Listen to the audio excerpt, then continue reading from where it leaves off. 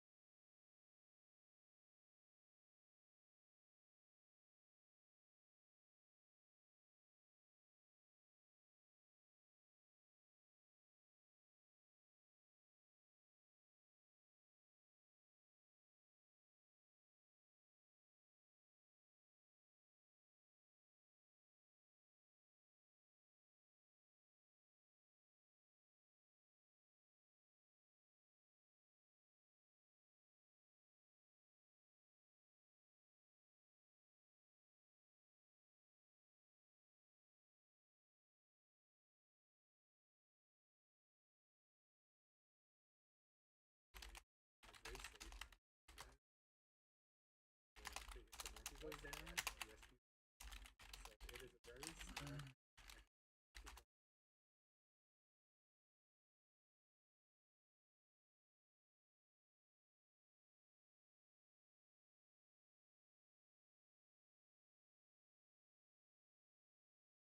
Good Lord, what a dump. Jesus.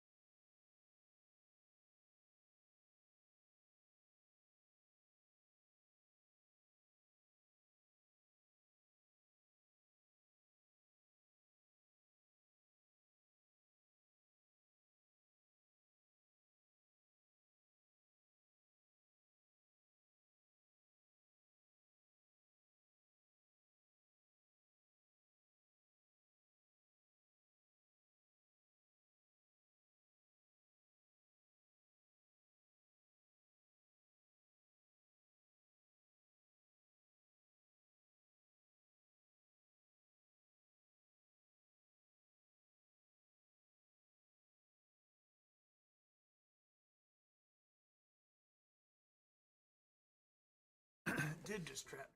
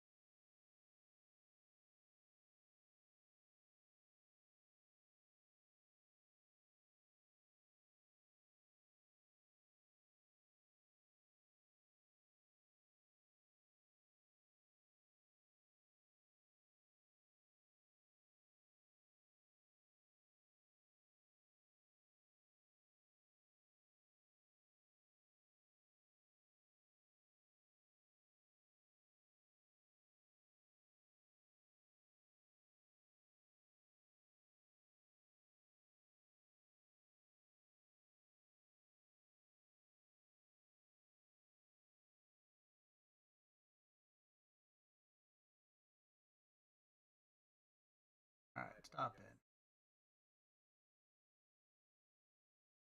Didn't love that. Didn't love any of that.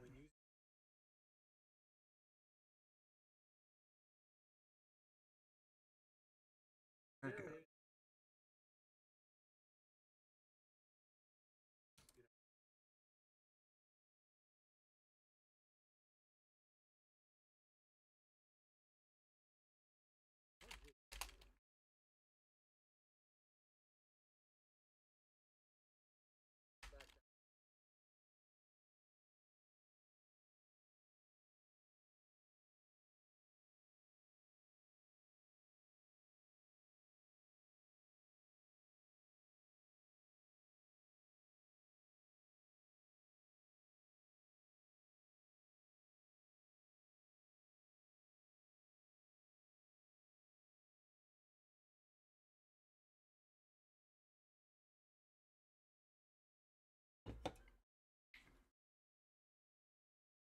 Wow, look at that. God dog it. Pump me out, rocket ship.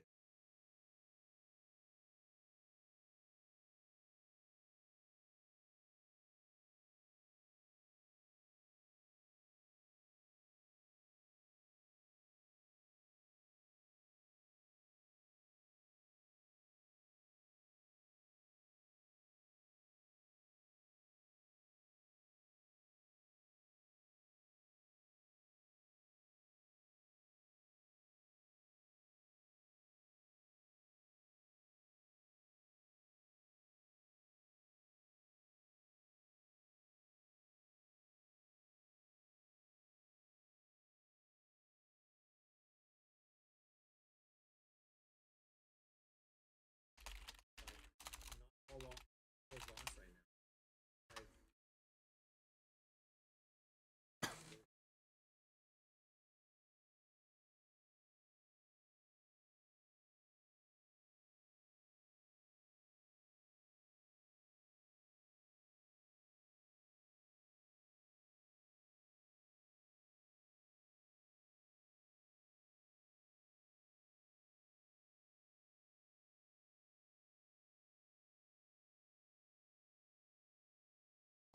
Straight to freaking VWAP.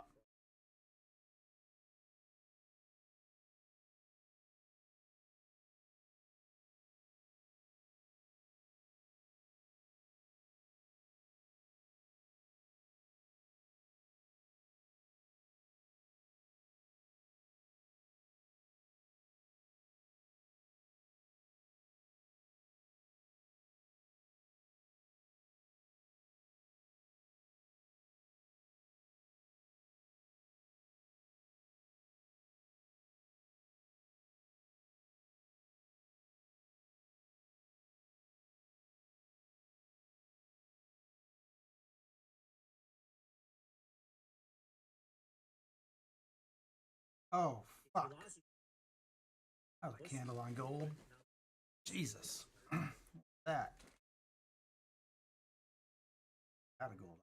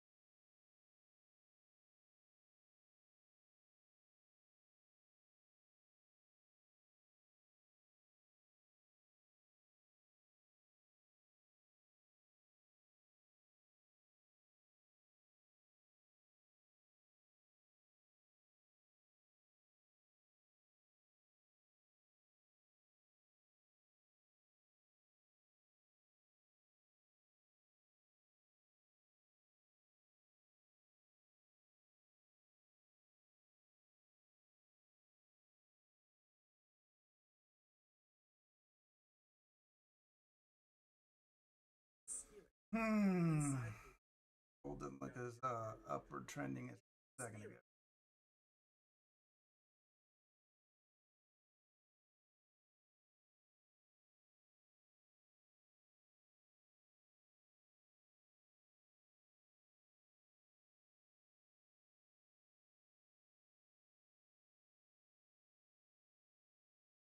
Spirit.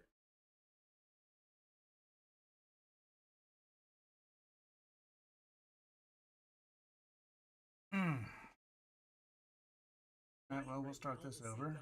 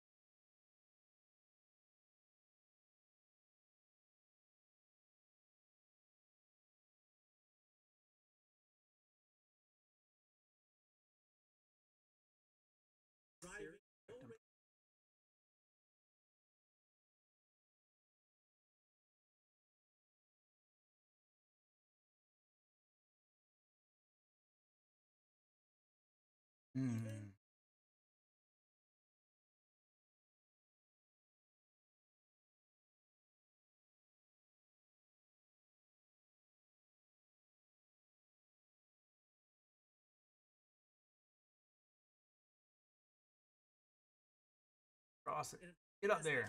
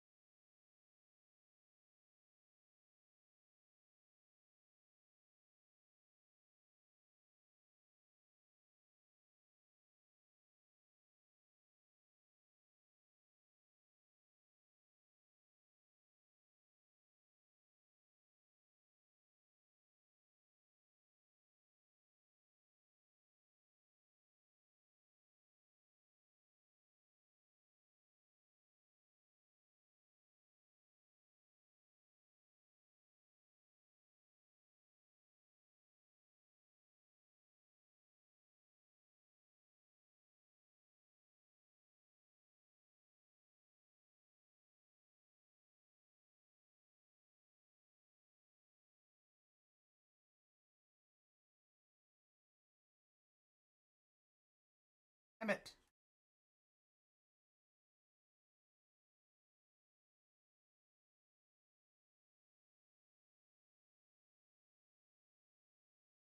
Come on, gold. Catch a bounce.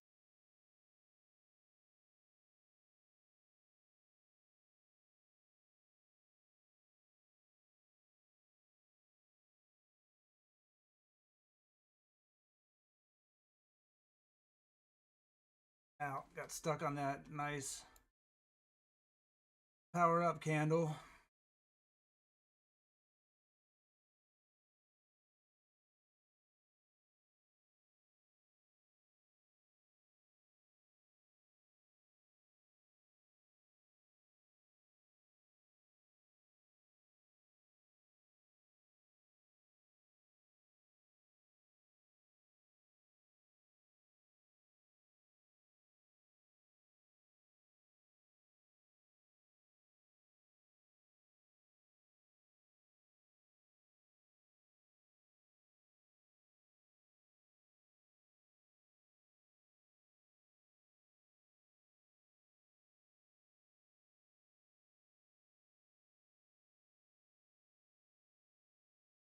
Has plenty of buffer. Just reset my whole day.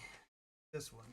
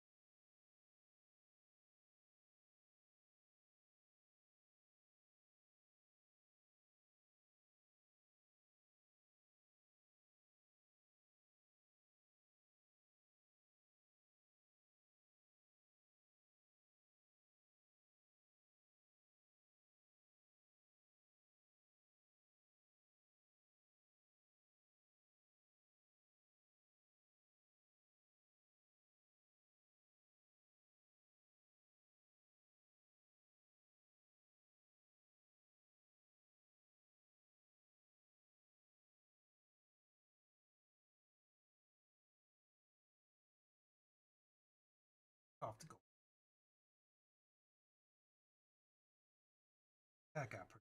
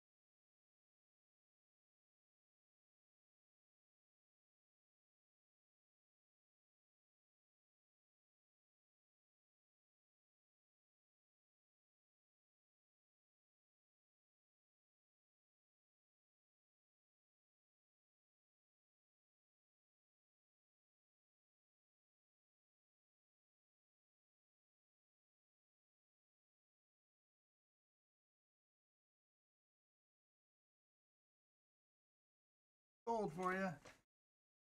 Get back up.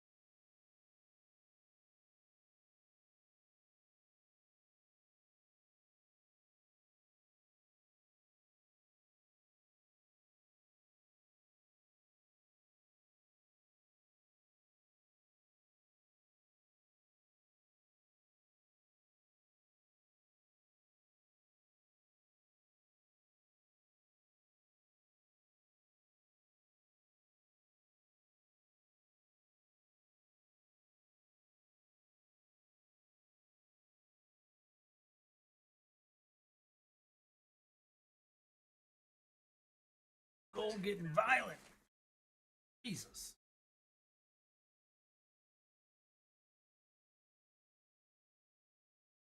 That really gold. Easy.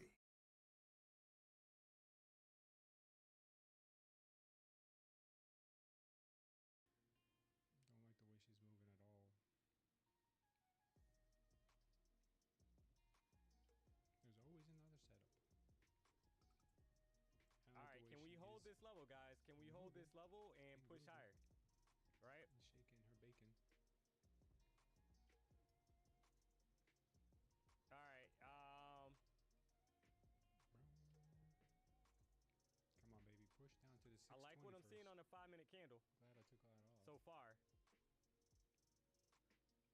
You always say 620, girl. This to me looks like, I mean, it is a range, and we got to be kind of careful. This is a range. I'm going to draw it out so you guys can see that. We're stuck in a range, including the 5-minute ORB range pretty much, right? But I see some, we're kind of building up. It seems like to break out to the upside. So I'm keeping an eye on that because I might be looking for the next buy. Try it again. D gave in to the peer pressure. I see some color on the charts. LOL. Yeah. Oh, man.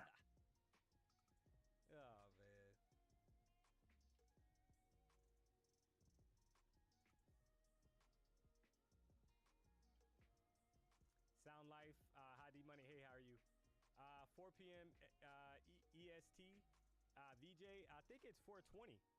I think PW said that on the stream because I was able to catch some of the stream this morning, but not a lot because I had my daughter get her ready for daycare. So I think he said 4:20, or somebody said 4:20 in the chat. So, but you know how that is. Sometimes they release the earnings early.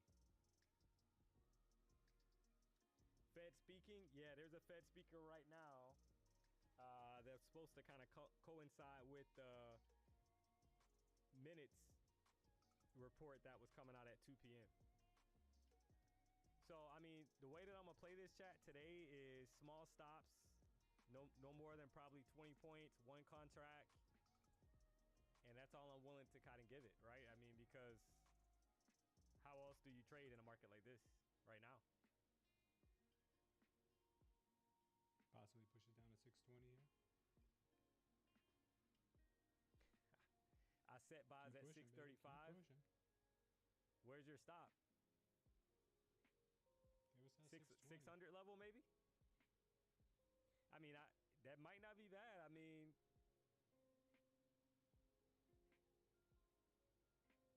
you're up right now. You're up like 15 points. Don't want to go. Above the 14. I mean, at some point, just kind of waiting, guys. Sneaky. That's our whole MO. I'm DNQ and I'm very, very sneaky. 500 incoming. Maybe? Are you live for earnings tonight? Perhaps. You talking about NVIDIA? Yeah, no, I'm not going to be.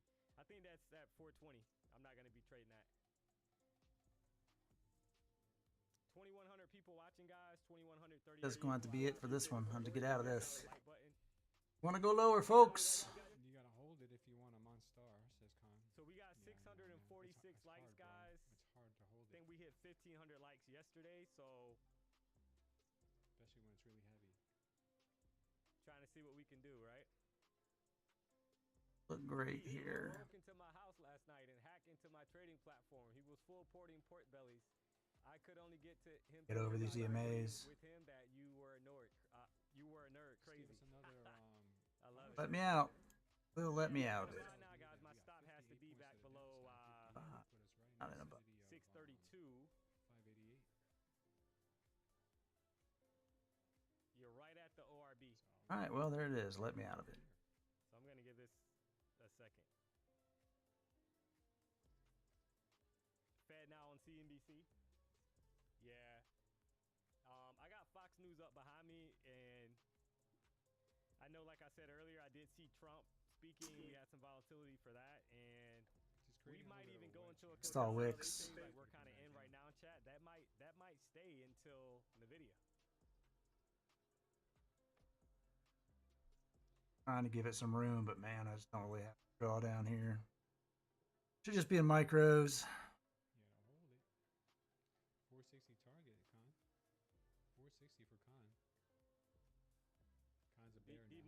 is your longest There we held go. fund Get limit? green. Bear season is here. We're hunting bulls, Con. We're gonna go to Spain and hunt some months bulls. on months, Stop. to be honest. Fucking stop. Oh! Alright, well, it did let me out up $100, but did not get my stop in there, so we're still in it. Now is probably a good idea. I think I said this the other day to the chat. Nothing wrong right now, guys, with Back trading to the one contract, 200. even if you got a bigger account, because there's so much volatility right now People are gonna say, what that happened? I mean, your entry, like your direction, can be right in a market. You okay? You feel good about buys or you feel good about longs, as an example, right? It's forming a bit But of the a wedge. volatility, it's kind of like Which way she breaks every down is long right probably now gonna be is to the getting sold downside. back We could get a down. pop Every first and a short right drop, now but is getting more bought back up. likely a drop here. So that's hard to trade. She's coiling up to Sometimes. do something nasty. We're kind of stuck in his range. So I would say, and I'm saying that to basically say, like, What's a 401k, said K? nothing wrong with taking it That's slow. that's where people willingly put their money in an account to make money managers and hedge funds a lot of money. First losing day in 2 weeks, so Meanwhile, I'm taking it you and waiting barely for keep up tomorrow with unless inflation. D-Money calls. Unless you self-direct it and you Yeah, start trading today might be a little more NASDAQ difficult with though, it right? Because as of the earnings. self-directed into an IRA, see. then you can make so many Yeah. dollars. Max. 401k Oh, is gold. expensive. Wow. I'll put it like this. And that's why If there's you so many traded people 10 that live in days the and you only Hamptons had one because of losing day, 401ks. you're doing good, man. Not because they're the recipients of it. Because those are all the hedge funds and money managers. Have you adjusted your who, EMA to the utilize time selected the so American EMAs follow the dollars, pivot points and then use for that entry? to Bruce, invest in things I'll like basically keep it default. NVIDIA. All right, I like a buy here, guys. And To maybe go up and at least challenge 708. I'm gonna big try a bulls. buy. I know the If I big get bulls. stopped, I get stopped. You gotta hold it, Con. Don't get shaken out, Con. Hold Right, it. and it might be that kind of day Don't paper because hand on Don't paper hand on 701 me, Con. is not in the cards. Don't you do it. It seems. Don't But you I do was it, trying to Con. see if we can get up to 697, and we're pulling. See, and this is what I'm saying, guys. It's like you get dare, in now, and you're facing the chop. I'm down 15 points, and not looking good.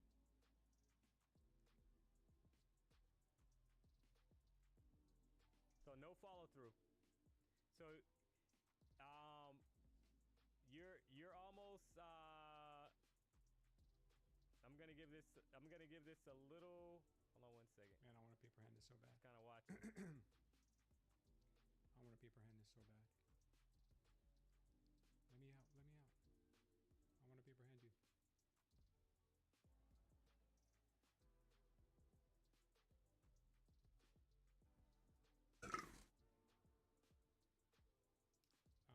Doing a couple of different accounts right now. Nope. Nothing so far.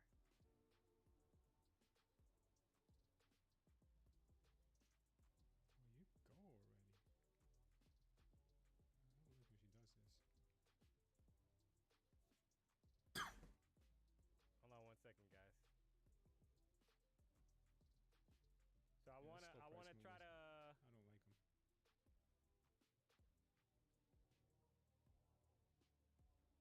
15-minute candle just open. This is silly. Bearish. Price is acting too slow right now. I think they're just gonna chop this until. Oh man, there goes the short. Da-da-da-dum. So this There area, goes the technically, short. Did I just if we're in a paper hand it? range, this area right here should She's just technically moving so damn slow. It's all good, hold. though. I just think she's so still in As a higher low. range here for a minute, and then we'll see what happens. I don't know why I still have this line here, but I'll take it out. So that's what I'm literally watching right now to see how we kind of react. If it breaks, we're coming all the way down to 581. Come on, man. Bonkers, Yeah, right? 30-minute, Yeah. 15-minute chart doesn't look good. I'm trading this that you see it on the screen is a contest So account, and this I'm could be trading, one of those days for me where prop firm no follow through. evals today. One with Take Profit Trader, one with Lucid. Vic. all right, Jesus. Yeah, I know you're kidding, K-Dog. $95, and then it's probably gonna go. It's Several probably gonna. said a December rate cut could be appropriate. I think the market right now is just loading it up right now, So I loading got up to make stopped their next on that major one move trade, here. guys. And So I I'm feel trying to that major see move if is it's gonna probably be to the downside. if we're gonna go or not. So She looks kind of keep you dumpy posted, still. right? Entry was Still looking 652. dumpy. We'll But see. we are in massive chop though, so we will see. I'm glad I got out of that trade, to be honest. This is massive chop, and I'm not even gonna put my hand on the mouse, because if I do, I might get tempted, and I don't want to do that. Massive chop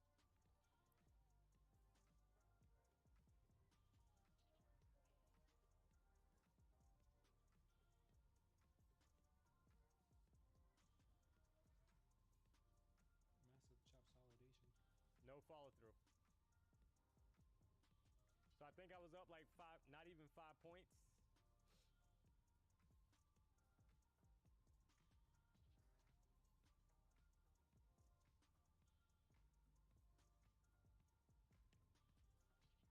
And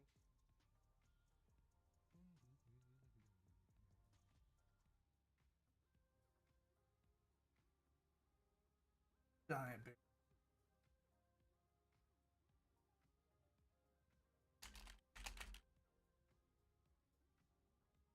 getting sold right back down. So nada.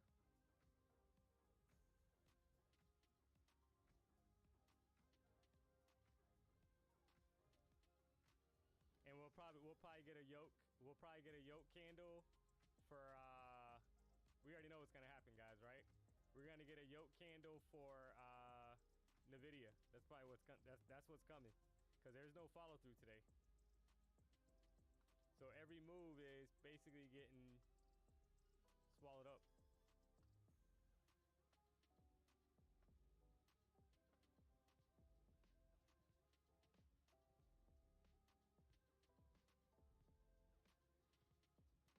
Hanging out right above the right below actually the ORB. Better not paper hand this, Con.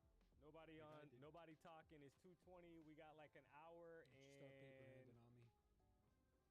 I Better have hold her all left the way before down to Nvidia 89. earnings. Or What I 46. saw on the chart Whichever one was comes first. current 1 hour candle Come on, baby, dump this building thing. a bottom wick. Enough of That's this what it chop. looks like. But there's no follow through. So as of yet, Joey, can you tell her? need to hold Please tell her, 631. Joey. What resource you won? You would?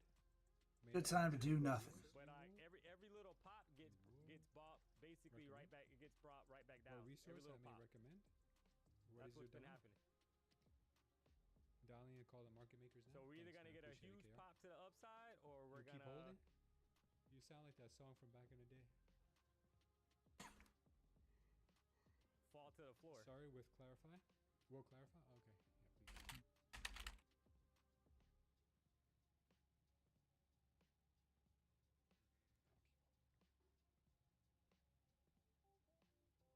So kind of held that, right? Trying to see if we can get momentum, guys. Let's see what happens, right? I'm only down $30, right? So we'll see see what happens here. I don't want to see price back below 635 because that's not going to be good. And there you go. So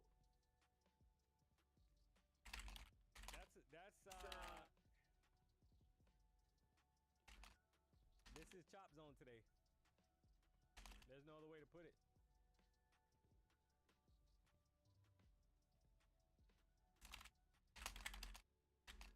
Kind of saw this on the 5-minute chart. But it will not, I mean, not even 10 points. This is today. Con right now. Can't even get a 10-point trade. Here we go, Con. First trade was like 10 points. And you Here had we go, Con. a reaction, right? Sing it, Tried Con. to close that, couldn't close it. The next trade was down 20 points. Sing it. $400. What's going on, Armac? Yeah, I don't. There we go, Con. See, I could hold anything to this song. It happens.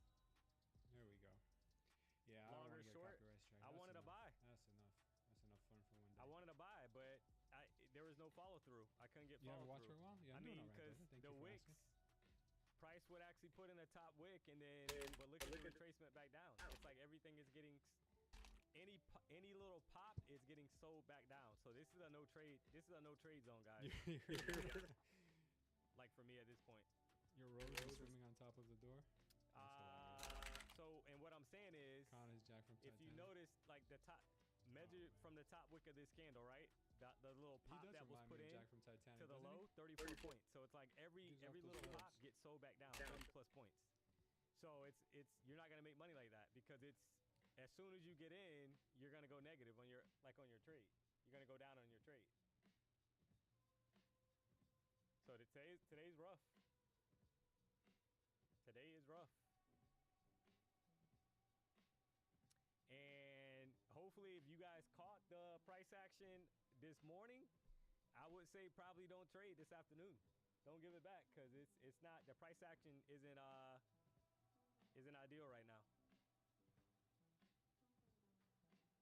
So why not sell? Because every sell so far is getting bought right back up as well. Oh, Zombie Driver, you need to know the prop firm rules? Yeah.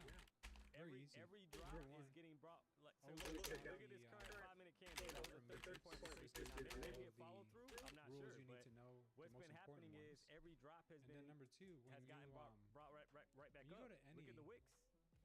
When you go to any look at the bottom wicks on these 5-minute candles that everybody thought was bearish. I don't know, look at these bottom wicks.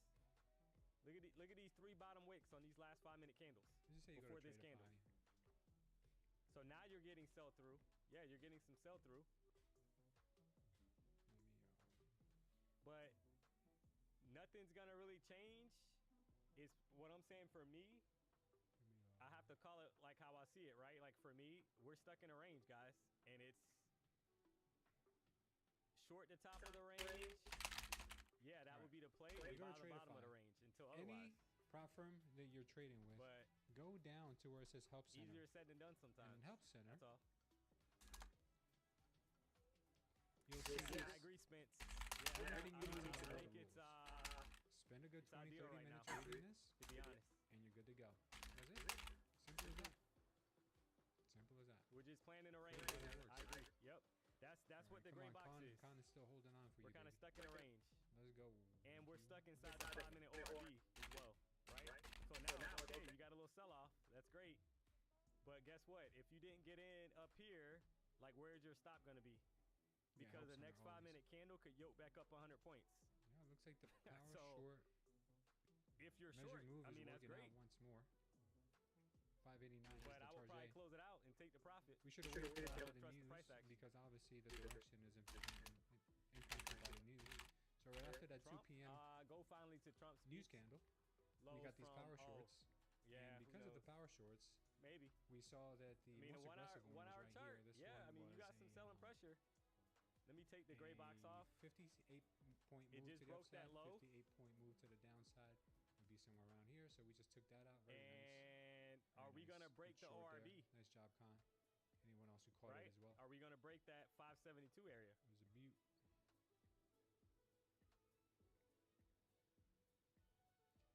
Learning so much from me, D-Money, Pizza Dad. Yeah. Yeah, today's not great, guys. Right? I mean, it's possible support, but I don't know if we'll get much support. Definitely building up. The market's building up. I mean, and I guess it could be expected because of what's coming with the Nvidia weighs a lot on the market. Some people don't feel that it does, but you know, clearly the market's building up for something. I'll put it like that. Kind of stuck in this range. I'm trying to see if there's any other. So. Damn, K-Dog. That's crazy, K-Dog. She's still You had dumpy. a Fed speaker as well as the FOMC meeting minutes that came out at 2 o'clock. Next target to the downside. I think somebody said it was on Fox News. That Fed speaker. 565. Ish. NFP has been removed from the calendar, guys, that I look at. Just a heads up. So that's not happening tomorrow. And I wouldn't be surprised if there's a reaction to the upside. I mean, if they flush it, they flush it here. But what's been happening is feels like a dump and you try to get in down here and you get yoked back the opposite direction. So that's what I'm saying. It's like this is already a 20 point reversal back to the opposite direction. Could be a trap though. Could be a trap. All right, Warbucks guys. So I know PW kind of talked about that on his stream today, right? So I know PW kind of talked about that on his stream today. You're not going to beat Warbucks right now. $45 for an instant funded account, chat. 33% consistency rule, right? So that kind of breaks down to being like a 4 trading days basically, and you can do a withdrawal. Careful with the tomfoolery, guys. So $45 is crazy. So I would say take advantage of it. Use the code PW. I'm going to actually get me an account as well. I'm going to get some accounts, guys. D, scope out the 200 moving average. Yeah, I know. I'm actually probably gonna, I was thinking, chat, I might add that back to my chart because I used to use that. If you guys go to my YouTube page and you look at like 4 years ago, 5 years ago, I had all the EMAs on my chart, guys. 14, 50, 200. And typically the 200 does work pretty well at times. Kind of gives you the overall trend. And I normally put it as a black line. So it's like easy to see. Let me add that real quick.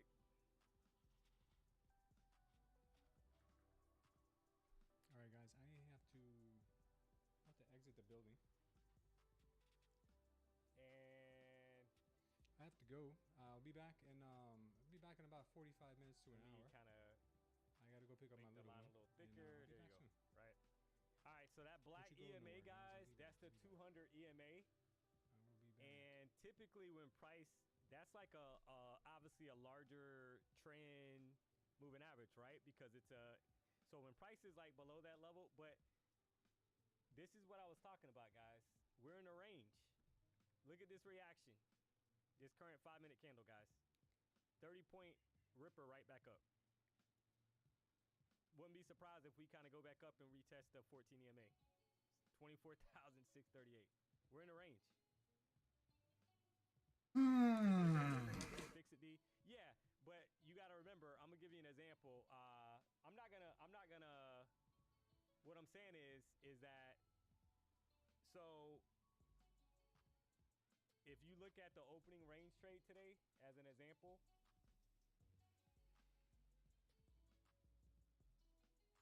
when this candle at 9:35 chat closed above the 14, the 50, and the 200. You know that there's a really high probability that we're going a lot higher because that 200 EMA is such a high EMA, right? And it's typically used by a lot of people, and it can work as a price target. So perfect example of what I'm kind of saying. Look at the 30-minute chart. Look at where price had a reaction back to the downside right at the 200 EMA. So it's just something to keep in mind. And I won't have it up on my screen all the time because I'll probably minimize it. Because a lot of times price is really far away from it. So if you know that you're above it, right? But it's just confluence, that's all. But yeah, it's funny because people were like telling me that, and I used to have that on my chart like years back, guys. Years.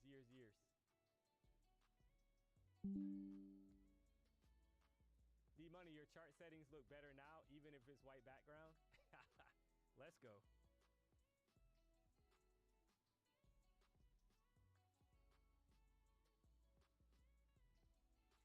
Yeah, so yeah, this is Chop Fest, guys. I mean, still hanging out inside the opening range. That right there is very telling that we haven't really done much, right? We're still kind of stuck inside that range. So at some point we're going to break out. The question is when?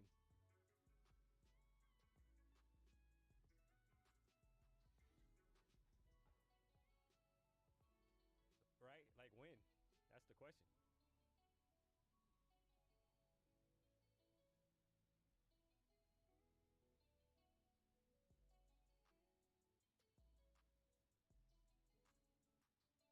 Maybe it's now. D-Money, I make fun of your charts, but I got mine on light mode too. It's just better.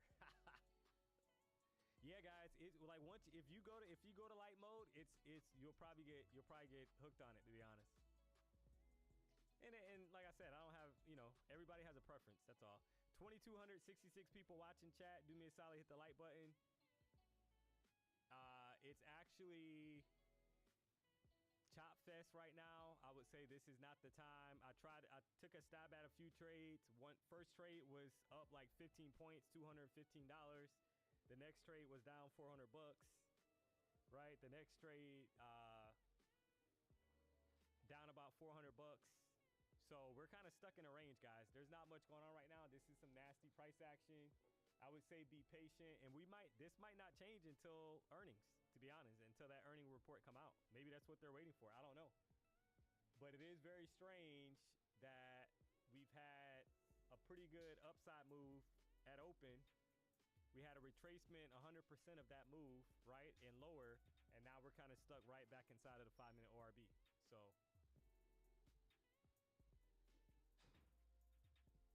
DJ Bronson, dude, you're very pleasant to listen to. Do you trade every afternoon? Yes. Yeah, I trade every weekday, Monday through Friday, 1:30 to 4.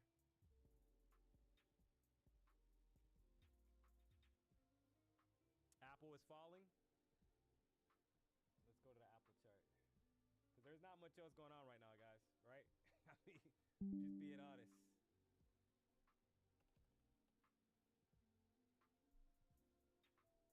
All right, this is the Apple chart. Somebody said Apple's falling. I mean, yeah. I mean, it's below the EMAs. You're right. I mean, it was... This is the daily chart on Apple. Still bullish, though. It's hanging out above the 14 EMA. So who knows?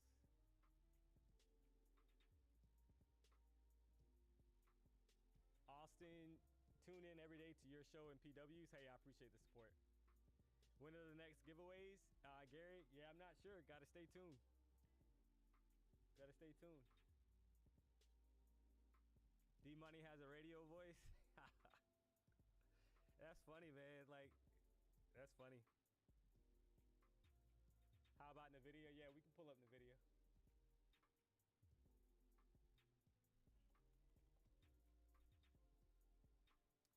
So NVIDIA right now, I mean, it's kind of, let's go to the 1-hour chart. Kind of hanging out right below the 14 EMA. Right?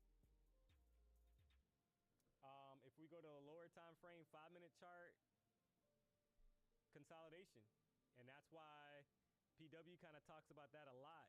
A lot of times when the video is consolidating or ranging, you're going to get the same on NQ, right? And that's exactly what's happening right now. So the market is clearly waiting for this report, chat.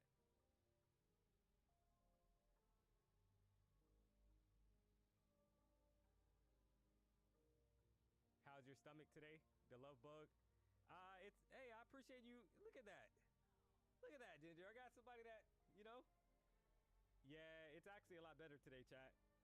So it was really rough. I don't know what I ate that kind of upset it a little bit, but it was not good. So I've been drinking a lot of ginger tea. Go figure. No pun intended, ginger, but yeah, guys, ginger tea is really good for your stomach. Like if you have like a stomach ache. So it's been helping. Chase bubble guts. Oh man. The love bug. Hey, I appreciate you. Are you a female, the love bug? I'm just checking. D-Money's just checking.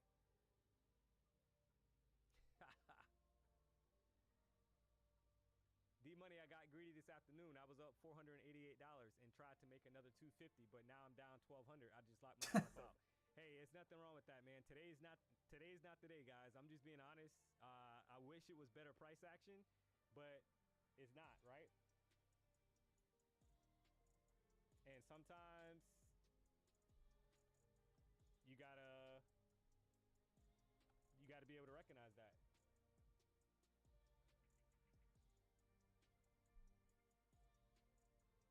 All right, so back on NQ, we I mean, we can even pull up. I'm sure it's the same thing, guys.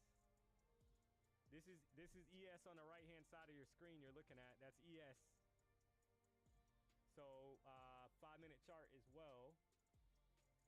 Consolidating, guys. Same thing. I do have to change this to... I don't know why the timing's off on here. Let me change this real quick. But it's still same thing, right? Stuck in a range, opening range, trade, right? We're stuck in a range, guys.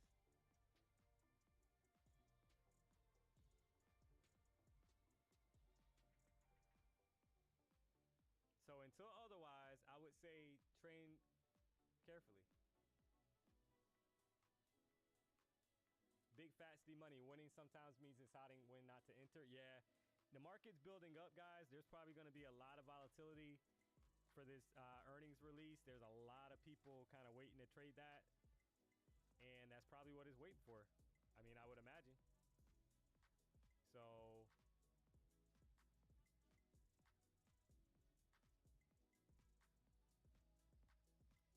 got to be patient. Wait for the market to kind of show you what it's going to do.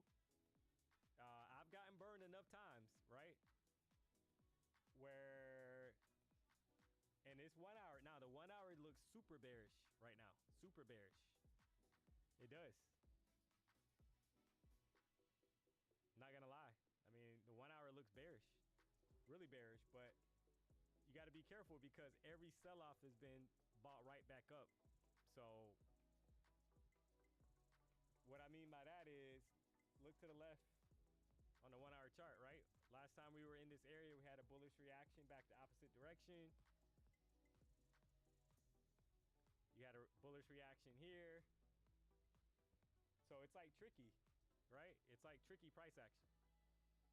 So I would just say be careful.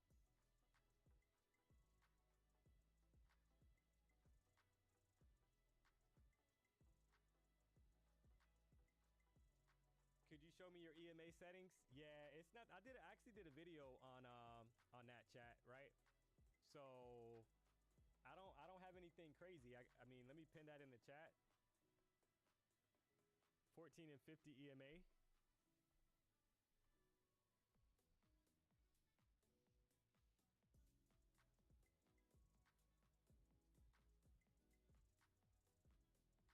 All right, so that's pinned in the chat, and there's nothing weird. There's nothing crazy about it. Like, it's literally default settings. I just changed the length, right? 14, I add another one, I change it to 50, and I just changed the color. That's it. But everything else is default. So if it's closed, if the source is closed, I leave it exactly how it is. I don't change anything else.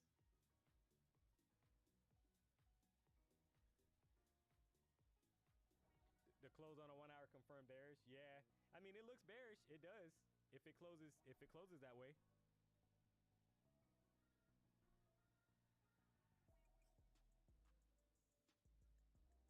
It looks like our world economy depends on the video right now. Your thoughts on this, Heron? I mean, I think they're correlated. You got to look at the market cap for NVIDIA. I mean, that's the thing, right? What's the market cap right now for NVIDIA? But you got to remember, I mean, there's multiple... I think what's happening right now is NVIDIA is a huge catalyst for NASDAQ. That's just how it is. And you had pretty good... You could have caught longs this morning. You could have caught shorts. And now the market's kind of stuck in this range, probably waiting for that news to come out. That's pretty normal, to be honest. But it's hard, right? We know that that's... If you watch it long enough, you know that that's kind of normal price action. The hard part is if you miss the long this morning off the ORB, or if you missed the short, you're trying to look for trades. And that's basically me, right? Because I didn't really trade, couldn't catch the open. I had my daughter this morning, so.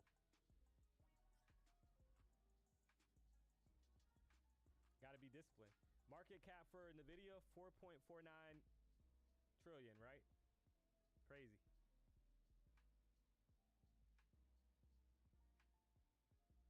What time is the news coming out? Supposed to be released at 420. Supposed to be released at 420. Look at this reaction back up, guys. So far, right? This is what I'm saying. This is that range that we're playing, right? Bullish reactions so far, right? Out the bottom of the ORB. It's pretty much NQ. Yeah, it makes up a lot. And that's why, that's what I'm saying, right? I mean, it's almost, and at one point, I think it was over 5 trillion. So that's a lot. Do I prefer the 5-minute ORB or the 15? I prefer the 5-minute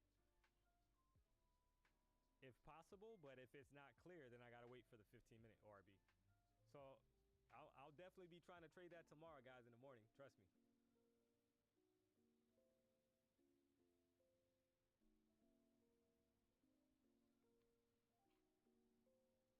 I don't have my daughter tonight, so I'll be trying to trade that tomorrow in the morning.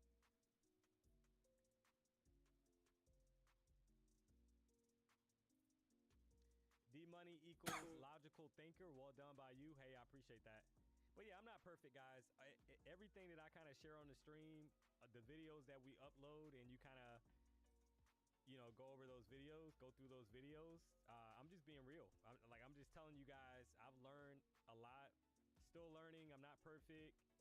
Not a perfect trader. You guys saw me take, you know, losing trades, right? I mean, I'm not trying to hide it. I mean, this is a tough like area. Like, we're stuck in a range. So technically, if I would have, and I didn't do a great job today kind of executing, right? Because technically, if we're stuck in a range and I kind of recognize it and I even called it out myself, I should be trying to buy the bottom of the range and I should be trying to sell the top of the range. That's how you trade. That's how you trade a range. So it should be technically buys down here, right? At least back to 622. I kind of got stuck trying to play the momentum that I saw on the chart and it didn't work.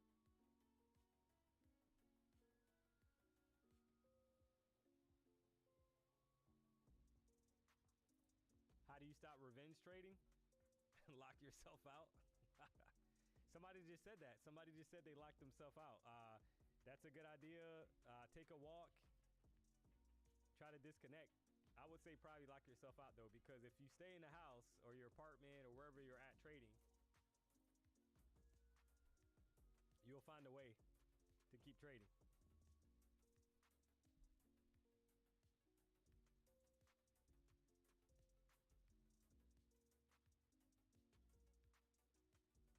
D-Money, does Warbucks allow swing trading for a week hold? I don't believe that. I don't want to give you wrong information on that, but I would probably venture to say that swing trading is not allowed because it's a prop firm, but I'm actually going to the FAQs right now. So let's see if it's in the FAQs. Give me 1 second. Can I hold positions over the weekend? Yes, Warbucks allowed you to hold positions over the weekend at no additional cost. So you can hold over the weekends. PW trying to change the game. You guys see that, right? Most prop firms, that's a game changer right there. Yeah, I'm actually looking at the FAQs. I just got that. I pulled that from the FAQs, chat.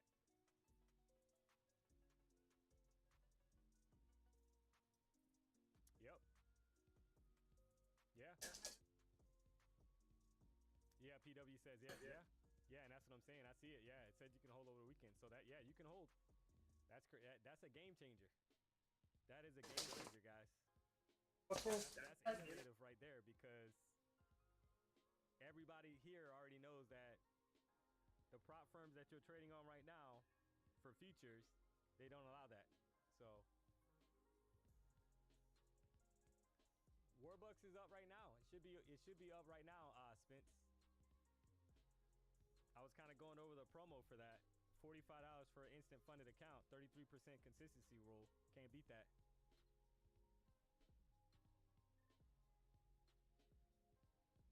On that 5K. Warbucks 5K account drawback is 8%. Only 400 you can blow account in a minute. Yeah, I mean, you gotta size appropriately. You definitely gotta size appropriately.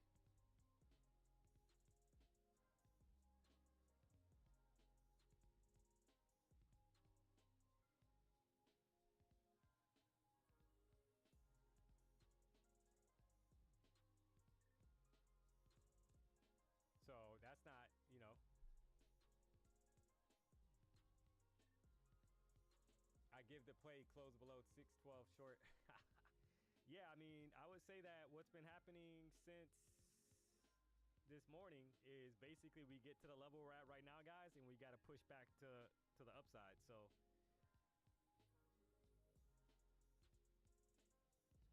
that's what I'm seeing.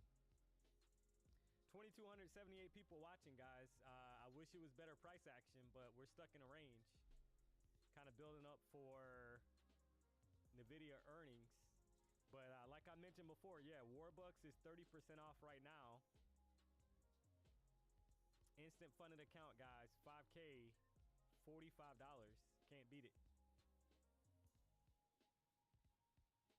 And that basically works out. Like if you look at the consistency rule, 33%, that's basically trading 4 days and you can do a withdrawal, right? Yeah, do me a solid, guys. Hit the like button. We got almost 2,300 people watching. We're going into Power Hour. I wish it was better price action, but yeah, I would say that buys right here are in play unless we get back below 571. So kind of do with that what you wish, but we've held this area so far since 9:30 this morning. So this is the bottom of the range. So not surprised of this rebound from this level, right? Because that's what's basically happening. So market's kind of building up for NVIDIA. We see that. This is the 15-minute chart. You've had some support, kind of, you know, if you want to call it that, bottom of the range. And we're expanding back up.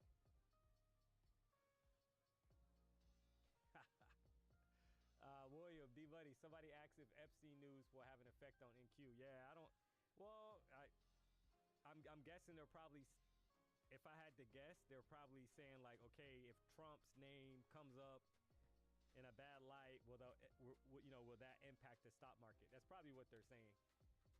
But, you know, who knows?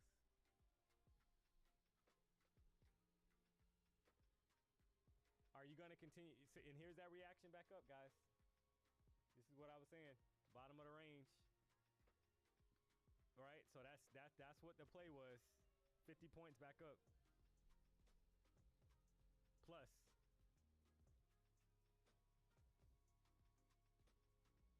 Did you trade this morning? Yeah, so I basically could not catch the opening range trade this morning. I had my daughter, so I had to take her to daycare. She's about 30 minutes away from me. I'm in downtown Fort Lauderdale. Look at this push, guys. So I think what I'm gonna do on days like this, guys, is I have to basically screenshot it. And so I don't journal, but I do take screenshots and I kind of point out the price action. And I'm gonna take note of this because my entries today should have been off the bottom of the range for buys. You buy the bottom of the range and you sell the top of the range until otherwise, right? That's how you have to play it when you're dealing with the range. So that's 70 points back up.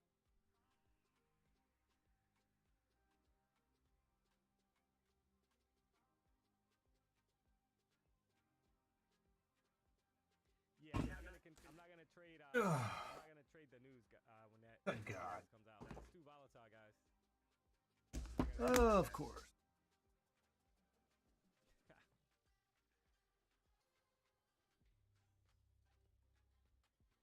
We got about 7 minutes. We got about 7 minutes. A little bit over 7 minutes left for the close of this 1 hour candle. Is this a bottom retest forming to push higher? It swiped the previous candle's low. So that would not surprise me if we push higher now, right? Because that basically stopped out a lot of people. So crazy.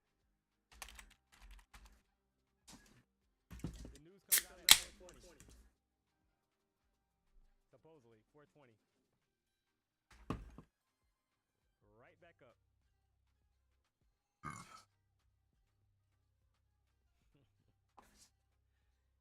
85 points, guys.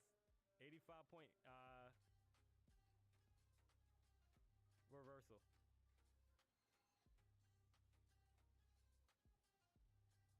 Where can I see that? Forex Factory doesn't have NVIDIA report. I use Get talking here, man. What the fuck? earnings whisper. So I used to trade earnings back in the day when I was trading like stock options. What are you doing? Trade earnings back in the day. So earnings whisper. There we go. Maybe that worked. Earningswhispers.com actually has like the time that it's released. MarketWatch, yeah, that's a good one, Justin. Yeah, MarketWatch as well.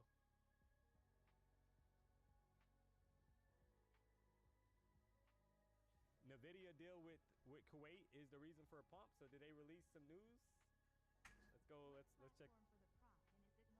Not That sure. worked? Oh, there There you we go. go. I don't know why it wouldn't let me just have no push to talk. So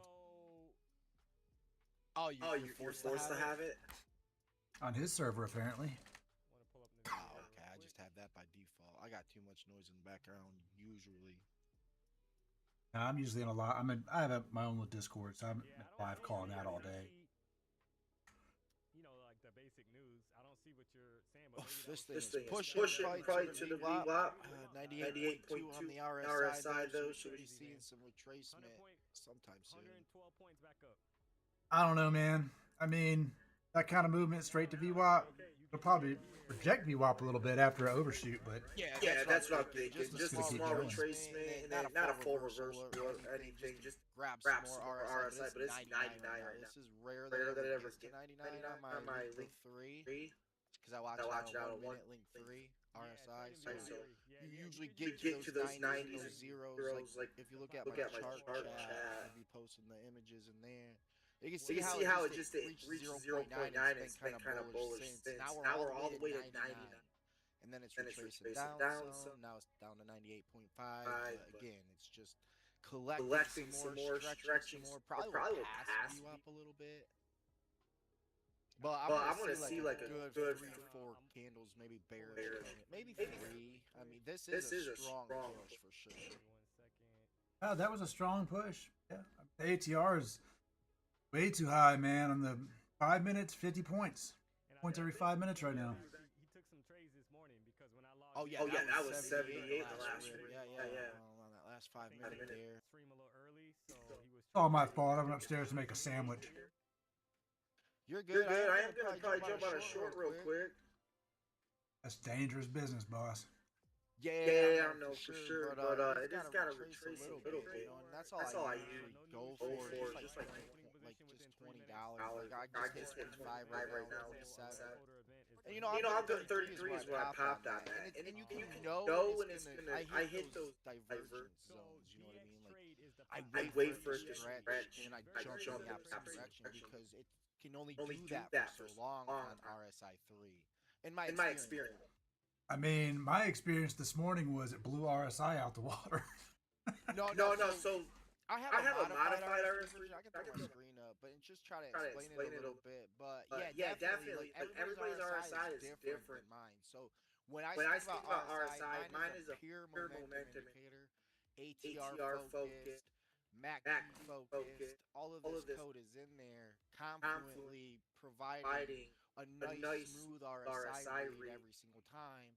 And you know when it's gonna max out. You know when it's gonna take a break and like look at this. This is a big drop down. I could have stayed in it, but like for me, I don't care about how long.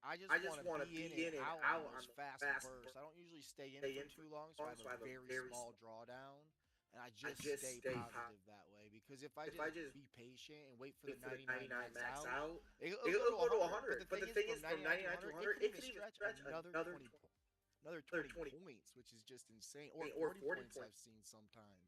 So yeah, these strong pushes when you kind of have to know when it's happening, wait a little longer because there's more action being put in. Like there's more buys and sells. You know what I mean? Yeah, I get you. I mean, it's hard to be bullish right now, but I think what happens and what's happening is that the market was in such a bull market for months. Oh, yeah. Now it's rolled over. Now it's really turning into a bear market at the time of the year when everyone expects a Santa rally. Right. So you're trying to buy the dips, but really what's happening is the dips are just bear flags over and over again. Like even this move, bear flag. Just gotta zoom out. Bull flags on that rally up for so long, like you said, Dad, for sure. But now I think what we're seeing is we're in futures. We're actually like dated. We're playing December 20th. This is where the sell-offs usually start to happen. Like mid-December. You know what I mean? And that's what, because we're playing futures. We're playing ahead. And a lot of people they didn't realize that. That's why you thought, hey, well, we're going to catch a Santa rally. Well, all of that already happened. Now we're catching the after the Christmas effect. Yeah, I guess. I mean, because that's what futures is. I could be wrong, but we're actually playing in December, probably like mid to late December right now. That's what our target is right now. Or I'm wrong. Yes, I don't know. well, yes and no. I mean, if you look at like the next futures contract that's out, the next quarter, it's going to be about 200 points higher than this one. Now, what's interesting is when this contract expires and the next one begins, they will be at almost the same price.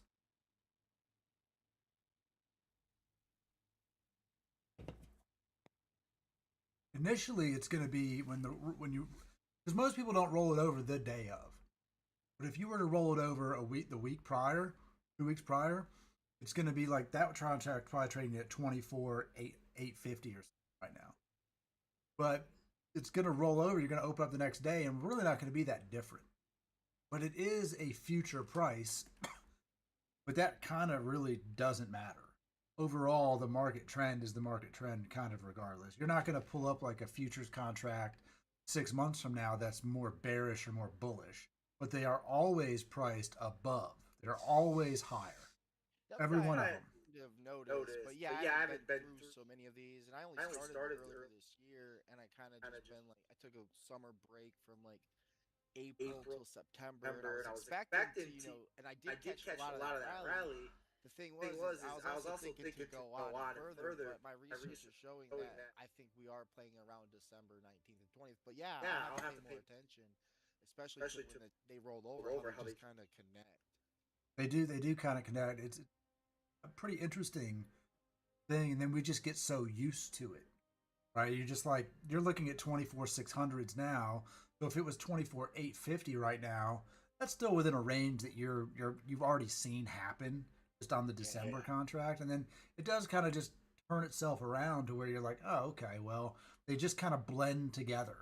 So if you were to go two contracts out and just go long on that, there's not a lot of volume.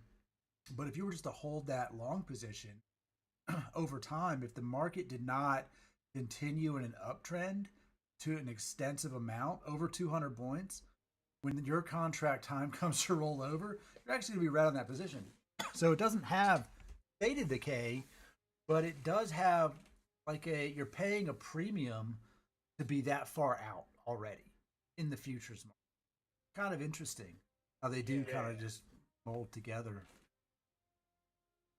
Yeah, and that's what I was just kind of observing myself is like I've only been through one of those rollovers, and I was looking into the future on Z before. I mean, when we were working with you, and I was like noticing, wow, prices up in these high 24,000s, and I don't think we were yet near 24,000. I think we were at like the 22,000s in the U at that time when I noticed it. I was like, oh, I'm on the wrong contract anyways, because I was looking at Z and I had no idea I was looking at Z. I got you. Yeah, I've looked at them before. I mean, I've studied a lot of these things in different areas, trying to find the edge of it, and ultimately, the edge is longer term time frames and being able to hold your position through the worst adverse effect of taking that trade. That's how you really win in futures, because we're in here trying to trade like with prop firms. What prop firms have done is they've created this model that is ultra high leverage with no risk, right? Like you have this crazy amount of leverage, but you have like no drawdown to coincide with the leverage you're trading. And so we look at it as like, oh man, this is wild. But if you had a 7-figure cash account that you were trading and you were long from whatever, like you don't give a fuck about no 200 points. You can stay in that position cost average at the next low that you believe is going to be low. But here I am. I actually do have a really good understanding, Bill, in And I've been building it. I know he's saying like I just started this year. That's like crazy. This guy's got nothing. But I see things differently. And I've actually been praised on the way that I've been able to put the RSI together by other people that are kind of interested. And I'm not saying I actually have the answer because I don't. I have these very short entries. Like I said, we maxed out 99 RSI. And what happens is, well, we got those 3 bearish candles that I knew we were gonna get. Because this is what I've been experiencing with this indication that I have. And a lot of these lines, if you're looking at my screen, these dotted lines, those are hidden bullish, and those are what the pros mostly focus on. They don't focus on the reversal on the RSI so much. They focus on what the continuation pattern is. And when we get these continuation patterns, they leave these long stretched out lines that we eventually either respect or reject. And then you can see what goes on after that. It gets pushed out into another one, and then we create another one. But we did hit that 99. Over here, we hit this 09, so we didn't really get lower, only to create the reversal pattern for sure. Then we reversed all the way up, stretched out. We were up to 99, remember, but it closed around 98.9. And then it's been down, shot down to 23, but look where 23 is relevant to this 34, so it wasn't gonna, unless it had some big selling pressure, we might see like zero here or something, that's possible. But here's what we usually see, but I mean, that's just what I'm saying, and I'm not saying that we can't go down, I just wait for those mass extensions, and then I jump in, and I'm usually 99% right. Because of that stretch that it just took, and then it's like I know there's gonna be some pullback happening, and then sometimes it's only just one candle though. Like I have seen it, like we can see that. Yeah, well, I mean, it rejected the. So most of the time, like on a regular market day without a bunch of crazy shit, VWAP is the magnet for all orders. Right? Because I like it. Price doesn't. Yeah, it is. It is one of the main levels of the day, and generally, you get some sort of respect to it, whether it's bearish, bullish. It retraces to it. The outliers of those are when you have a gap up day, when the market opens and it's already gapped up so much, like 1% up from yesterday's close. The VWAP is usually pretty far away, which creates an issue, right? Because then you're like, well, it doesn't have to go back there. But at some point in the day, it generally does try to find its way back there, because if the volume drops and there's not a lot of contracts being traded, we're going to go back to where there was the most contracts being traded, and that is VWAP, right? That is exactly what that is, the volume weighted average price by volume. So when the market tends to find no volume, goes, okay, let's go back to where we were. And you have to treat the market like an auction, because that is exactly what it is. Stock market is a constant auction. So if you can wrap your head around that concept of like, okay, we're right now it's looking for buyers, right? Looking for buyers. The market is only ever looking for buyers, ever. That's all it ever does. And so when there are people selling, because it's not a 1-for-1, right? People sell shares into the free float. No one has to buy them. You can just sell them. They go back there. Yeah. Right? So what the market does... Market and limit, right? Limit are ones that are filled, but then the market orders are the ones that are pulling from the volume. Yeah, to an extent. I mean, yes and no. I mean, the market will absorb orders. It'll absorb your order without another buyer there. So like, you have an absorption candle, or if you like watch the Bookmaps channel, this is, buyer absorption, seller absorption. The market will just absorb those orders on its way to a different area. So if let's say we have, let's say there's a order out there on the Bookmap for 50 contracts at 24,750. Right at 715, there's a buyer, 50 contract, and right here there's only like 1 or 2 contracts, maybe in between here and 715. There's like 4 or 5. Well, the market wants to go. I want to go fill that buy order up there, because that's the big order I want. So what it does is it absorbs the buys on the way up there. So there's not even really anybody there clicking a button. The market just goes, you had a buy, we'll fill that, we'll fill that, we'll fill that. Whatever it is. or we'll just fill the order. Because people have to understand that, and I was just watching a video about this, kind of funny, but they have to understand that the market doesn't know you have a stop loss on either side. It has no idea what that is. What if you have one played? If doesn't matter. You haven't played, it doesn't know. Doesn't, because it's not a stop loss in the market. It's just a limit order. And it doesn't Gotcha. know. That makes sense. Right. It doesn't know that, like, oh, it's going to go take my stop. It doesn't care about your stop. What it cares about is that you put a limit order on the books, and we need liquidity. We need to go get orders. So it's going to go fill them. Now, if you're trading prop accounts, it doesn't matter at all because your orders aren't on the books. Right. But if you trade a cash account, you will notice it's going to that stop.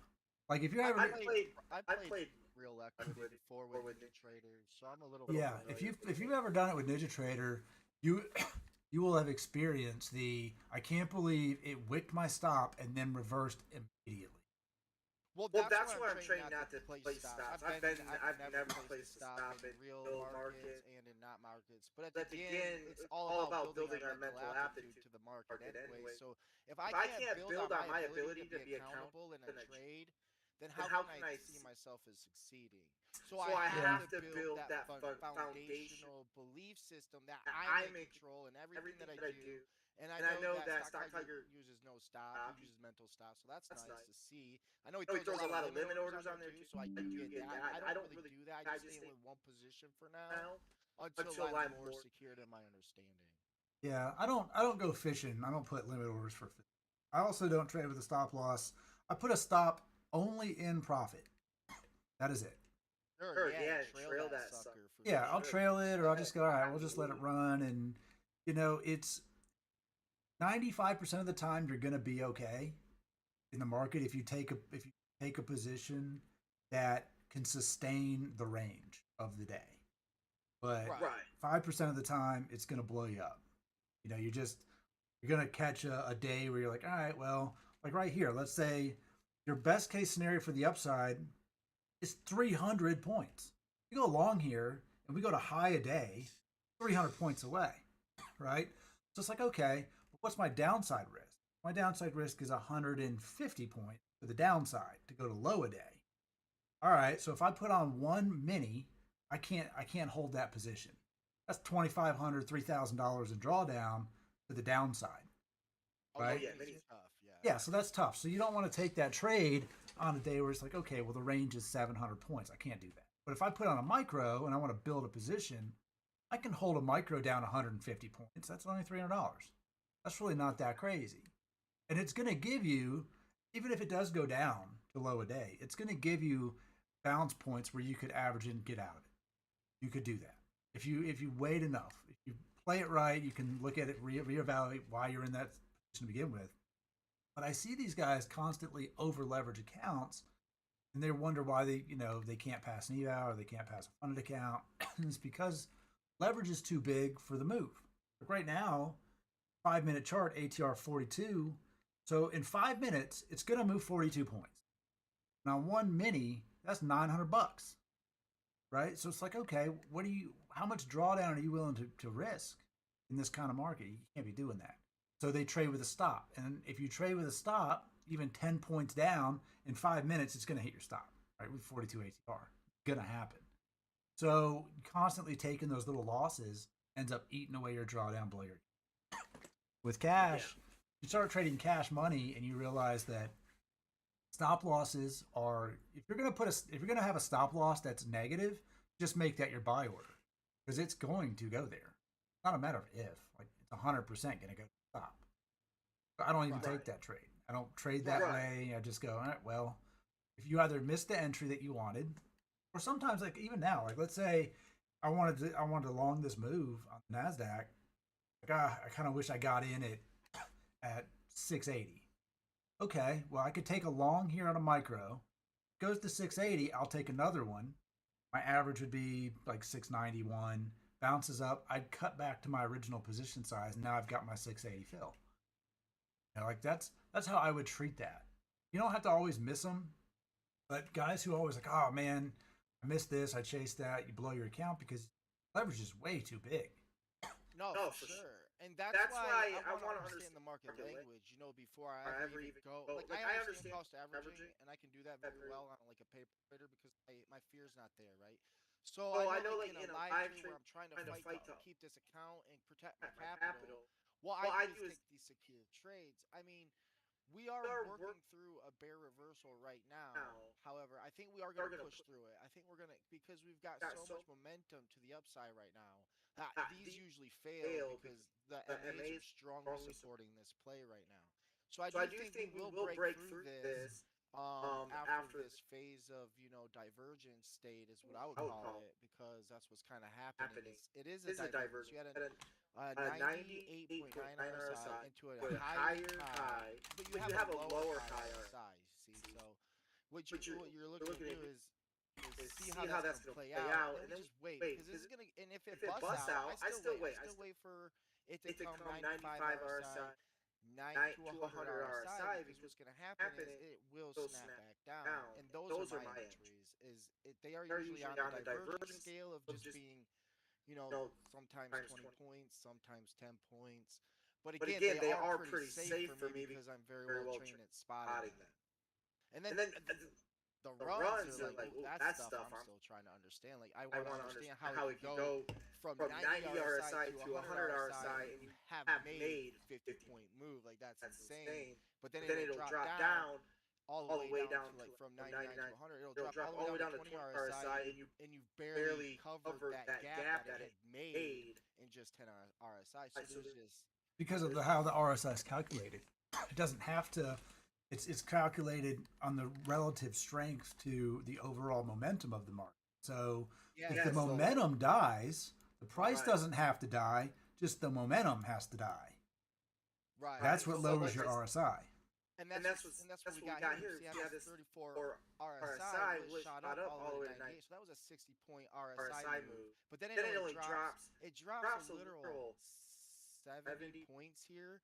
But we're nowhere near this 34. So that's how you know there's that exhaustion coming in, and you're likely to go back up.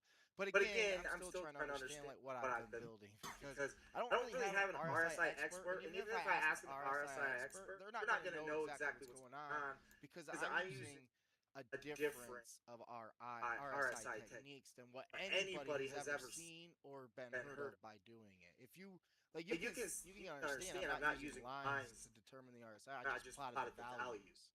Right. Well, the RSI doesn't really have a line on the chart, more of its own chart.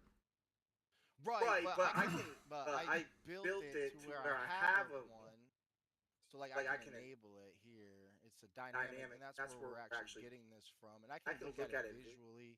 But these lines, because of the scaling properties, it's so hard to get right with where price action is. So I don't use the lines. So I had to kind of adjust. Right now it's going straight up. Just wait for it, because we will have a pullback. I mean, it's strongly bullish right now. Look, we hit 98 point, what was that? 4 RSI, I think. 98.2 right now. And I thought maybe looking at the 5-minute mattered more, but I really like looking at the hour, because it shows if we're in the middle, we're not going to do too much. But if we have like a high RSI down, you get a bigger play on the hourly. You're about to hit. See, what I would do is I would say, all right, we're on the 1 minute, we're above everything. We're above everything on the 1 minute. There's nothing here, right? The 9 EMA is 712. So then we go to 5 minute. Okay, we're above everything on the 5 minute. So we got nothing there. 10 minutes, still above it. 15 minute. Now we have a new player, which is the 200 EMA on the 15-minute time frame, 750. So that'll be its next rejection point, 750. That's just exponential. I didn't hear you say that we were going to be going up into the 700s and such, and we actually passed that one point. 750. Yeah, so you blasted through that. So now your next point of rejection, if you were going to play, be dangerous enough to try to take this short, would be 753. Then we zoom out again on the 30-minute. You've pretty much ate up almost all the candles on the 30-minute. And then we go to the hourly, and you're making a giant cup on the hourly with all previous candles long wicks. So really, you're looking for a reason for it to stop, but the reason really isn't on the chart. We've kind of, all the reasons to slow down the buying have stopped. Now we're just go, go, go until we get to another pocket. I like this trend line because it's an old bullish signal. So like if we latch into that, we probably could just latch onto it or reject from it. This is probably where I would look to next. It's an old bullish trend line, and it does have relevance in the past. Oh, yeah. On days like this, you've got outliers that move the market irrationally, clearly, as it was at 988 this morning, and then 500 middle of the afternoon. And now we've got going into Nvidia earnings and to close.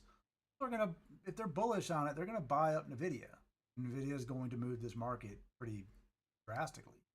Now, whether or not it sells off into the close, 50 points, 100 points, find out. I mean, but right now, the move is Nvidia make or breaks the market. When its earnings come out, that's it. I mean, it's the last big report of the quarter. And so what happens matters. Now, Nvidia notoriously does get a nice pump and then also notoriously sells off after that, like in the evening hours, just dumps down. And a lot of it's going to be whether or not they can hit the outrageous expectations that analysts put on them. You got a company worth $4 trillion. They need to make $1 trillion every 3 months to satisfy Wall Street. Yeah, every quarter? Wow. Okay. I mean, that's basically what they're going to be looking for. Every quarter, they need to generate some outlandish amount of revenue.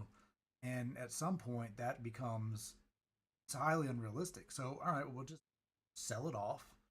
We'll buy it back lower when they have better guidance, whatever it is. But this could easily, if NVIDIA is almost always a beat on sales and EPS, is almost always a beat. It just doesn't meet the further guidance expectations. That's what it comes down to. So, yeah, I mean, a lot of times we see it pump up here. Just a bunch of people getting in positions. And what we're watching in the futures market, we're not playing the same game as everyone else. We're not even playing the same game as people who actually trade large scale positions in the futures market, You're trying to you're trying to play like a very small portion of the game with monopoly money most of the time. So. And that's what it is. Yeah, you are. You're trying to guess what someone else is doing based on what's happening in the chart. And a lot of times that's why it doesn't make any sense. When it does make sense is when it follows the EMAs and it follows the VWAP and it gives you a trend and you go, okay, well, this kind of makes sense.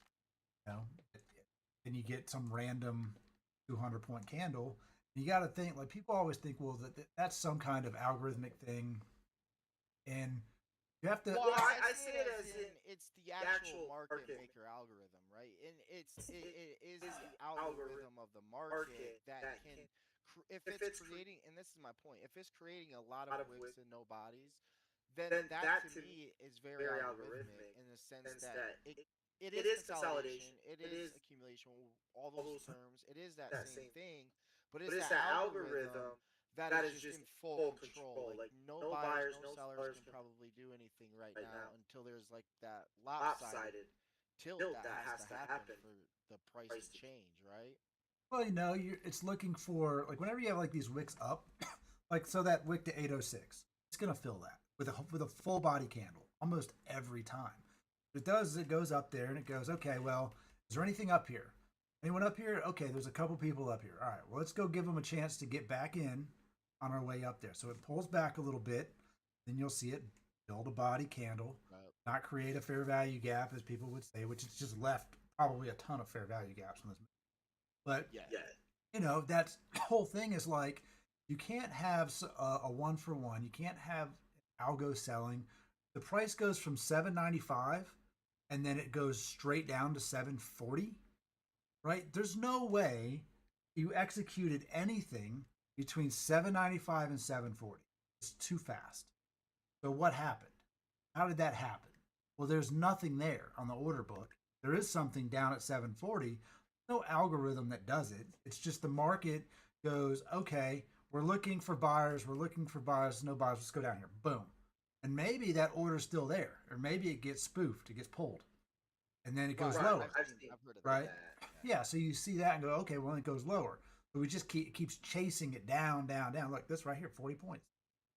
It's like you're not going to be clicking. People think that people are out there clicking buttons, buying and selling. They're not doing that shit.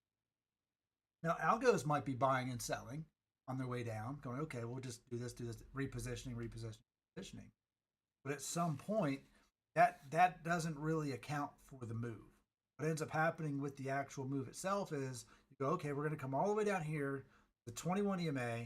We know there's buyers here. So if we don't hold that, we're going to go to VWAP because that's where all the buyers are. By volume. Yeah. You'll find them. So then it comes down here and you get a bounce. It's not so much ever that people are just selling, that no one's buying. That's why the market falls really fast. It's not that everyone's just dumping, selling shares, dumping the futures market. It's that no one else wants to buy it. Yeah, I mean, okay. So like you were saying earlier, then because price can just if it sees a beautiful order, it's gonna just run right to it in a way that it needs that for the liquidity for the move, and then that's where you get the spoofing from and just big injections of limit orders and then taken away. So yeah, oh wow. Yeah, think about it. Like if you were long, let's just say you were long here, big institutional size order, 100 contracts, 200 contracts on the NASDAQ, right? And I've got a sell at 790, and you get a wick, boom, 790, reject. Guess what happened? That dude just got filled on that sell order for all his contracts, right? We just went and got that back. Now he made profit because he was long from 750 to 790. But the rest of us go, what the fuck was that? What was that about? Well, the market, your order don't matter because you're trading prop firms and it's not even fucking real. But if you had 100 contracts, that will move. And most people have never been able to experience that or seen someone do it. But there are, a couple streamers who do stream live accounts with bigger positions. I used to watch even Patrick Whelan used to trade a cash account, but motherfucker would send like 10 NQ on cash. I'm like, that's excessive, bro. Dog, dude. And he was saying, he's like, yeah, this during New York session doesn't make a big move, but in the Asia session, if I put an order in for 15 NQ, like your fill is going to be so shit. It's a market fill. It's like it'll fill it, but if there's no liquidity, like you're going to get fills all over the map. But if you were to go buy order at 20 long in the Asia session, he's like, you're going to move the market by 15 points. Right, just that one order. Yeah. So in the NASDAQ, it's like I even look here at the NQ right now on your Trade Evade. If you use Trade Evade or Ninja Trader, it shows you how many contracts are being traded in real time. And all this move right here, 2 3 2 3 1 3 1 3 2 3 1 3 1 3, that's nothing. There's no volume. Right? So even this little consolidation here, it's not moving like at all. You watch those numbers. You see it start moving up, you go, okay. Sense. But it's gonna shoot to them. It's gonna rocket there. Because those where the big orders are. Problem is I guess that's the advantage that people like Bookmap for, is that Bookmap kind of shows you where they are. And it's I kind of feel some interesting. Like I can track fast orders. Like alright, so like this for example, let me just we could go and change up the amount that let's just do a fair number. And then we'll see every time an order above like 20 is injected within that 1 second. So we had 31 lots basically of volume or whatever contracts be injected at this level, and it'll keep a history of 2. And I haven't really devised any plan from this, in a sense that like what do I determine from people buying so much and where it's heading to? But it looks like it hits some, rejects. And this could be, I don't know, market orders and limit orders, because this isn't really tracking anything other than like the tick difference. And then if it's like a big volume, it'll tackle that. But I would love to get my hands on Quantum, because Quantum does it obviously way better. They have better coding, obviously, but this is just kind of what I built for like injection. And then this one will track 500 contracts, which you see like somebody like throw 500 into the volume, like a big massive spike between 400 in 1,000, you got 600 contracts injected within that second's time frame. That's what this one is tracking on my hourly. And then this is open interest. This is open interest, so it went up today, but I kind of had a feeling that we were going to go long for the most part of the day. I never expect what goes after that, but I know how New York. I mean, I've been kind of like mentally right on New York Open every day so far, but I don't play the New York Open because it's just too volatile. Yeah, New York Open could be wild, pretty hard. I don't know. I mean, I'd say it's just my advice to people that haven't been trading a long time is that there is a lot of information that you can get off the chart. And if you just do your best to learn all of the different things that could happen, all the different setups, patterns, levels. And if you can do that, and then the tricky part is identifying them in real time as they happen. Yeah, that's the tricky part. Sure. You know, and if I have an exceptional memory when it comes to all of this, so I generally can identify all the patterns as they occur. And there are some things that I just forget to do during the day. Like on my screen, I look at. A lot to remember. So I mean, it is. If you do it all day, I mean, if you're doing this for 8 hours a day, or even more, if you watch Asia Session, like you should be able to see it happen. Problem is that you start watching the chart in like a 1 minute or 5 minute range. It doesn't go anywhere for a while, and so you get tunnel vision as to where price is, and you're like, oh god, just do something. And you forget that, well, you know, it was 200 points lower like 2 hours ago. So let's zoom out and see what the most likely scenario is that's going to happen. Because that's what happens. You get tunnel vision, you get bored. Boredom creates FOMO. FOMO creates losses. You just start, just enter, and then you get face ripped. I'll be honest. I'll touch up on that. So, I understand that fully. Like, I know a lot of people, you have to love this game if you want to avoid boarding, like the boardism. Because I actually watch this 24/7 if I can. I'm up every day, all through Asia, up to London if I can. Especially when I learned this, I was up for 3 days learning all the terminology and everything. Between like ICT, like that old form of trading that still goes around, and smart money concepts and price action. I think momentum is strongly a good read. Like I agree with everything you said there, but then added the momentum. Like one thing you should learn first in this market is how the momentum is working. And I think RSI does a good job with that. MACD as well. MAs do a good job with how you can understand momentum. But yeah, definitely. And then all the patterns, like I see head and shoulders, inverse head and shoulders, the double top. I see in the reverse. Obviously, everything has that. I just don't know. I mean, I get that. I think momentum is a thing about being a momentum trader is that by the time the momentum has occurred, you're too late for the party. Right, we're at like probably 70% of the momentum. No, you're absolutely right. So then you're chasing it. Because I'm to a point where I don't read momentum the best, but from here it's like, okay, if we hit 99 RSI, it shows me every single time that we're going to have a retrace, if not a full reversal, all the way down to a lower value. Because it just happens to be that every single time. 98, 96, we hit that. 73, it looks like we hit that. But you know, that's where it starts to zone because it's got to rebuild, right? In a way where, okay, now it's got to decide. To an extent, sure. I mean, I said it's not something that has to occur. Stopping doesn't have to be a rejection. That's the thing with RSI. It can pump 100 points. And you're like, okay, well maybe it'll pull back 30. And it really only pulls back 10 and just ranges within that 10. RSI goes down. So you can get trapped on that. So it is important to know, like, okay, for right now, I would say we're looking at you're inside the bearish reversal zone on the daily chart for the posty pip. You're inside of it. You know, that reversal zone is 760.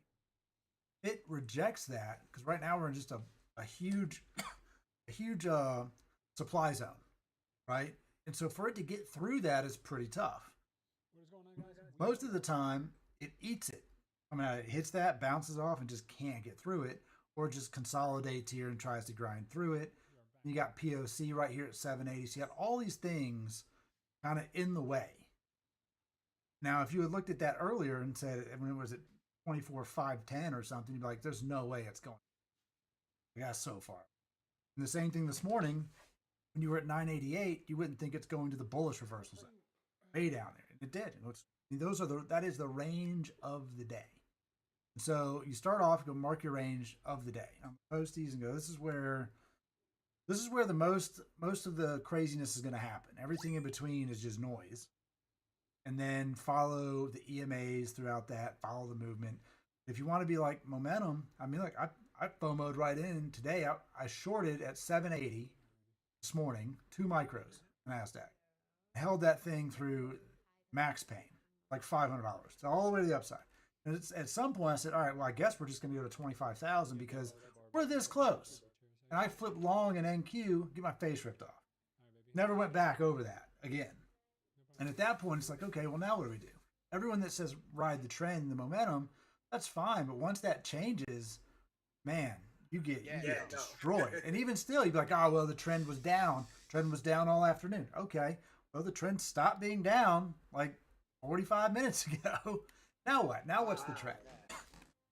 So all of those things. I drew out that last daily idea that you were saying about, and I put it here on my hourly. So yeah, that's right. And it's been that trending range all day. That's insane. Yeah, it's in there. I mean, the posties are pretty accurate on there as far as the targets go. Everything kind of lines up, and I always try to find like. It hit the 10 down. It obviously lower. Probably maybe somewhere around 2. I wish I could try. I try so hard to get this code to track lows and high wicks, but I gotta think of something different that'll get it to work. But I wish I could track like that wick high. What was its actual value? If I'm not paying attention, I'll miss it. Yeah, well, that's tough to say. I mean, you need to be not to be 100% on it, but there are things that happen throughout the day that no matter what you put on your chart are going to invalidate whatever is on there. And people want to ignore that and they go, oh, well, the movement because of this or that. Look, if someone is speaking that is of importance, that when they say something that the market doesn't like, it's going to react, regardless of what the chart says.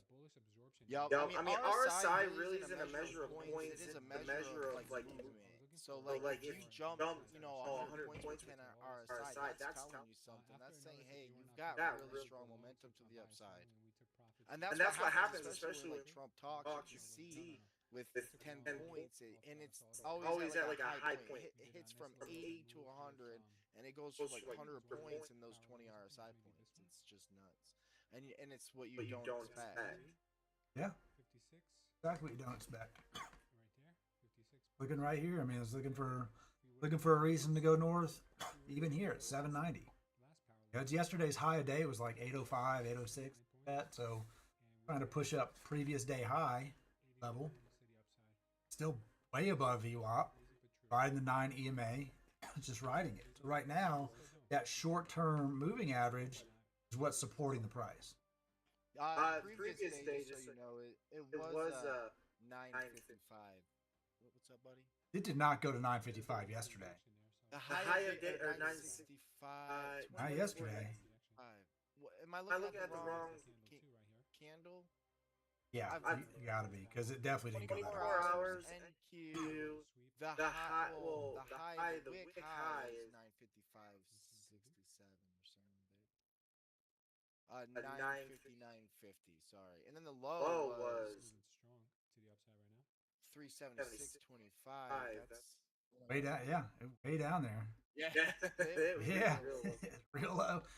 It may have hit that. I think maybe in the Asia session or London session. But it definitely wasn't New York session. It wasn't in the 900. Oh yeah, no, I don't think so. No, but yeah, it was. That would be. It would opened here, and I think it was. Yeah, and then it probably went all the way up. Yeah. But it did open around the 900s. Yeah, and then it just never looked. Right. Yeah, I remember that being that spot. Okay. But yeah, man, good chat. I mean, if you're not under, like, I don't know, you definitely understand RSI. I understand every technical that you can front of me. I've been doing this for a while. That's awesome. That's For for sure sure awesome. awesome. Like I understand quite a bit just because I've only been doing it for a year, and I learned a lot. Just because I wasn't jumping in to put money in, I was just learning for like 4 months. Just boom. What is this? What is that? Terminology, please. Everything just like absorbed it over countless days of caffeine driven. because this is an interesting game. You know, this is that. It's a game. You're in a game, and like you want to win if you want to be successful, and this is a game you can be successful in. Yeah, it is. It is definitely a game. You can beat the game as long as you understand the rules of the game when you start. That's the thing. If you're playing cash account, the rules of the game are very simple. It is I can hold X amount of points on this position before I'm fucked. That's the game, right? That's always the game. And you have a certain amount of time to do it if you don't have enough money to carry the trade. That's the game. If you're trading prop accounts, that's like playing basketball on a hockey rink with fucking soccer shoes. It is the same game, but the rules are fucking weird. You know, like yeah. Well, I haven't passed the combine yet in terms of like where I'm at, but I am getting better in terms of like my accountability. That's what it's really going to come down to. Is anybody as a trader, you have to work on your accountability. And if you don't realize where you're faulty at it, that's why I think eventually you want to stream, because that will force you to work on your accountability. I mean, accountability isn't. It's not so much that. It's like the game with prop firms is difficult for people because even like you watch Stock Tiger on here. If you watch, I just posted a video about a bunch of fintech streamers. Because the game is this evals, big leverage, small move, pass the account as quick as possible. Always the game, right? We need a lot of leverage. We got to hit the profit target to get the funded account. Then the funded account, you need to just keep it alive forever. You don't need to take that leverage ever again.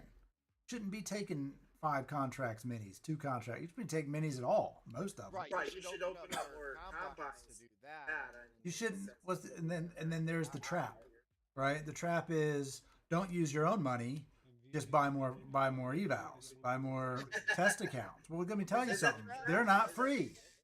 They cost money. When you blow them, that sucks. So I get like if you're going to copy trade accounts and try to keep a bunch going and you're disciplined, you can do that without blowing them, then more power to you.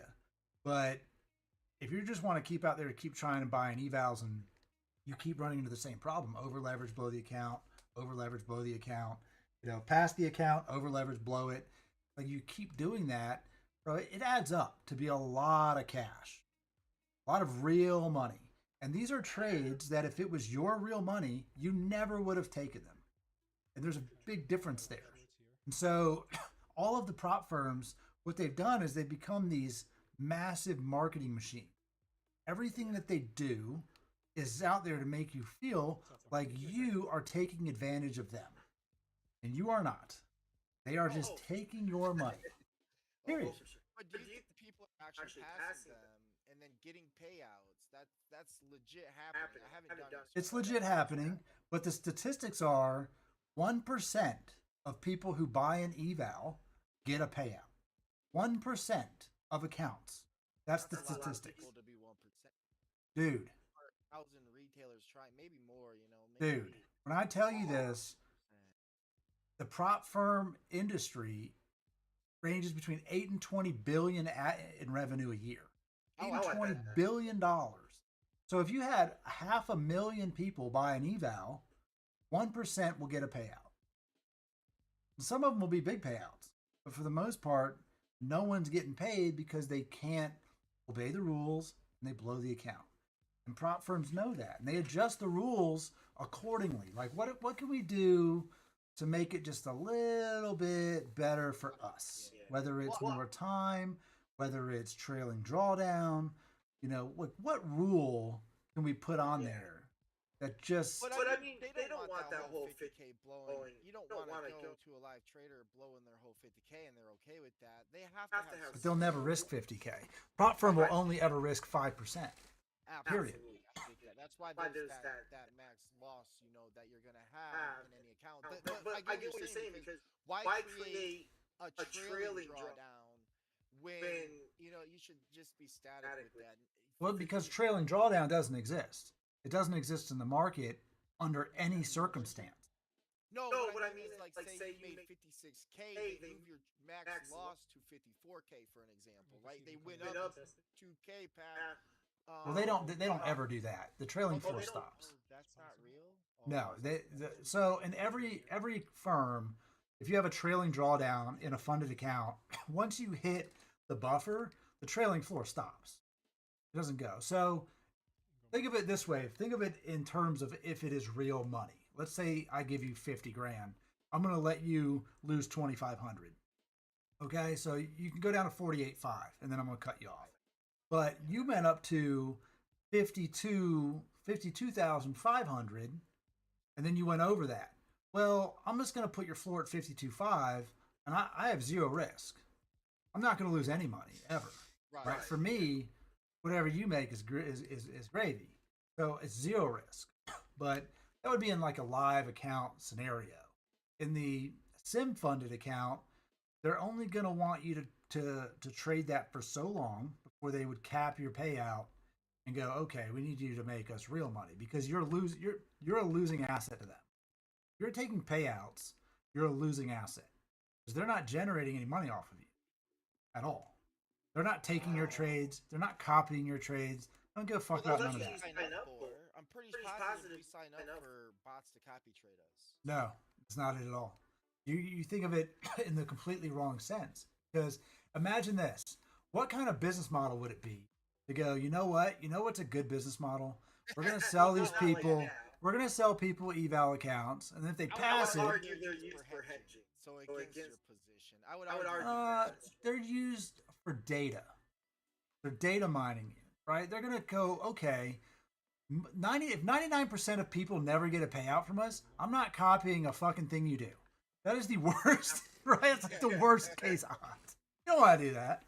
So they're going to just mine a whole shitload of data, and they're going to have some live traders that make them money, for sure. But for them, they're just making money on you buying evals and paying for funded accounts. That's it. And just do it over and over again. And Apex will be like, yeah, here's 20 of them. Fuck, man. You want 20? I'll give you 20. You want to buy 40? You buy 40. Because they know that your odds of getting paid are so low, they don't give a fuck. Buy as many as you want. It's free money. For them, it's free money all day, every day. No, Apex is definitely a hard one I hear about. I'm in Top Step, but Apex is easy. Everything about Apex is easy except for the funded account 30% drawdown rule. That is bullshit. That's the reason I didn't get my payout from them because of that rule. And that one, they deny it. I mean, it's a rule break. It is a rule. It's blatantly in the rules. It's not like they're hiding it. It doesn't exist. Right. It's there. But they're the only firm that has that rule at all. And it's a tough one to fucking follow, man. If you want to make money, it's hard. Because 30% in an open position, man, dude, that's a wick.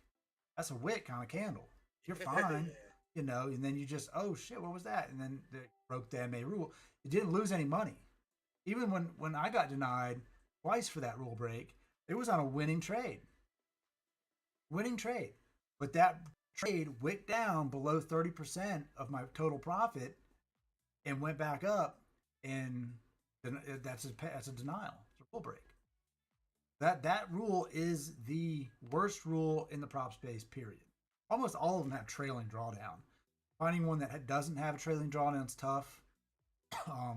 They do exist. Top Step doesn't. But then Top Step's rule, people think this is for their benefit. Okay, you qualify to get a payout, but you can only withdraw half of it. Right? That's just for you though. Like you made 4,000, we're gonna let you withdraw 2,000 because we don't want you to take out too much and then blow your account. Well, they know that if you take a payout down 50%, odds of you blowing your account are way better than if you took it, than anything else, right? You're going to blow your account anyway. In their terms, we're only going to give you half, and then let you hang yourself. Whereas other firms say, well, you can withdraw all the way down to like $500 to buffer. But to my point, Carl, that's why I think Stock Tiger has a good idea. You just run with. I mean, I think he's playing it wrong a little bit. I think if he gets. Like, if he's wrong on one account, he'll keep attacking that account. I think you should bounce. I think it's a good concept because then you're not losing 8 times in a row of frustration on one account. You get a refresh, a mental restart. I think those are important going into this trading. It's like don't ever want to keep too hype about it either. And even if you show love to a max extreme for your win or whatever, you need to cut that out. You need to mellow that out because it's all emotion based. If you're too emotionally that way, you're going to be too frustrated the other way. That's just right and left, right? Yeah, but that's not real. So let's say you take a trade and you eat shit on one account.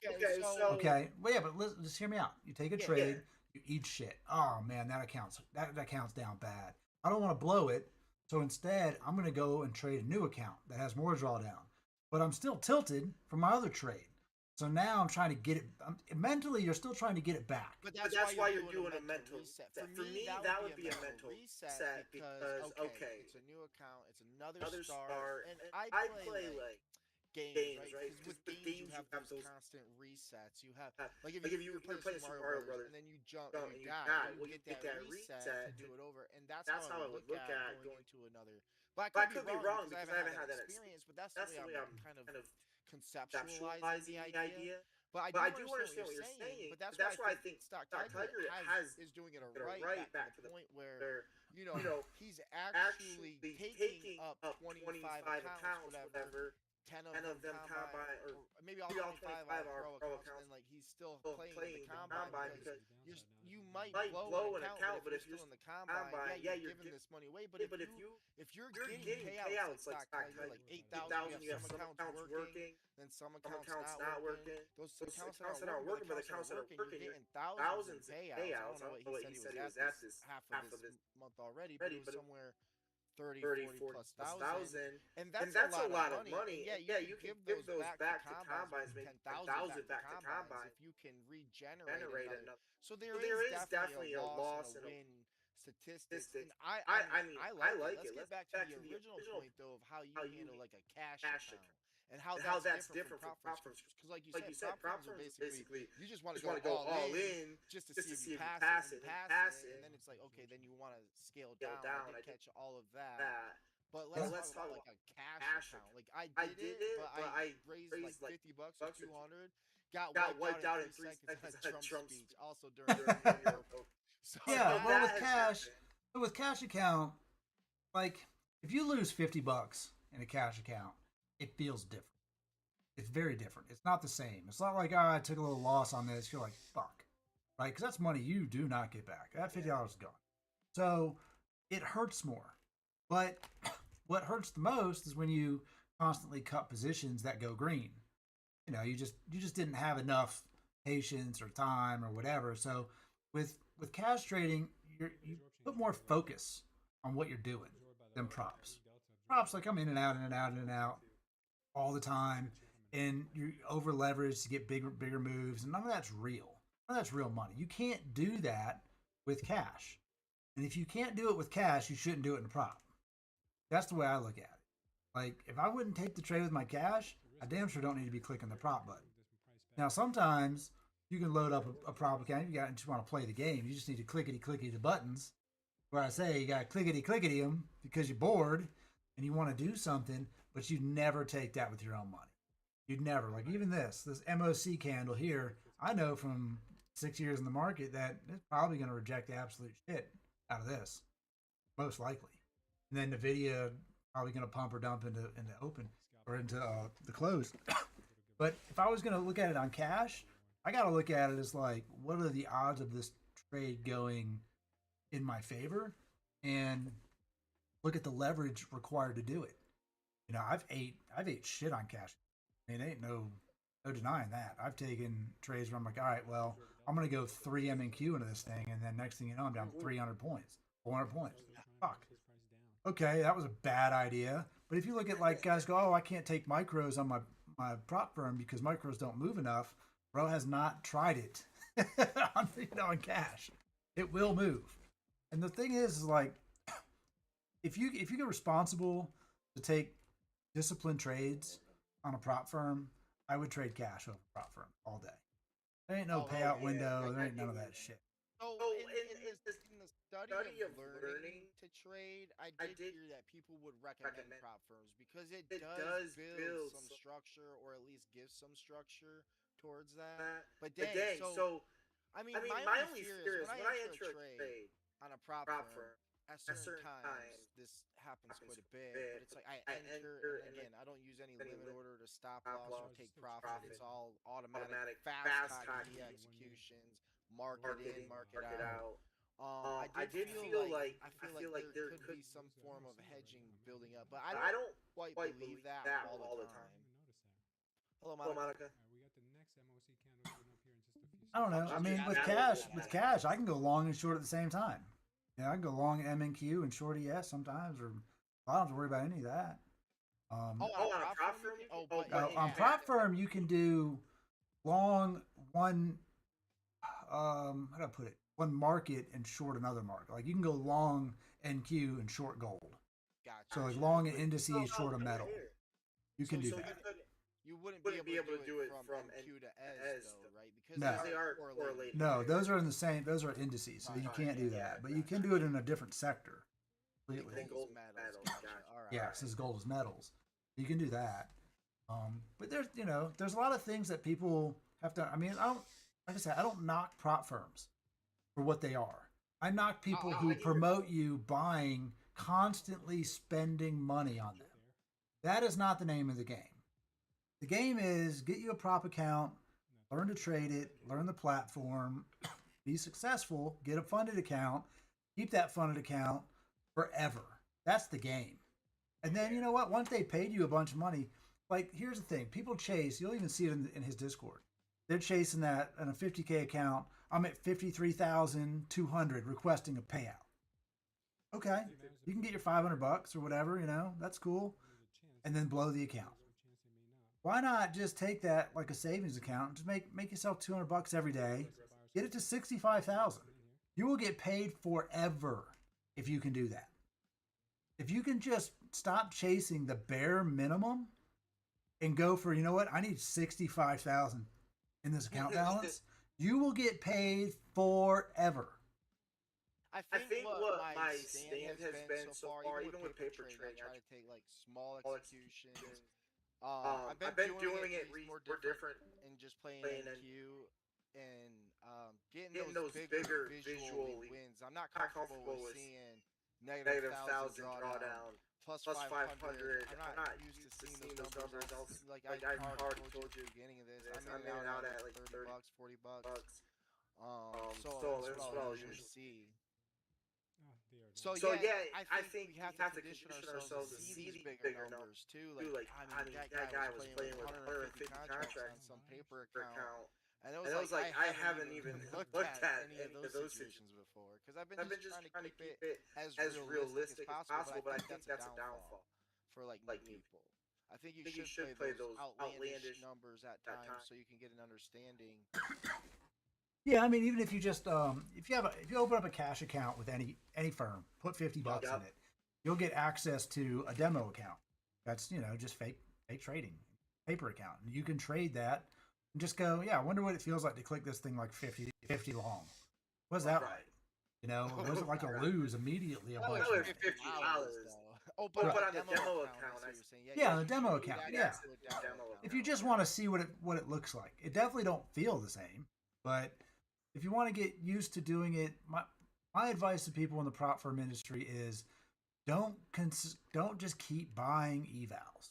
If you're not passing them, then let's look at the reason why you're not passing them.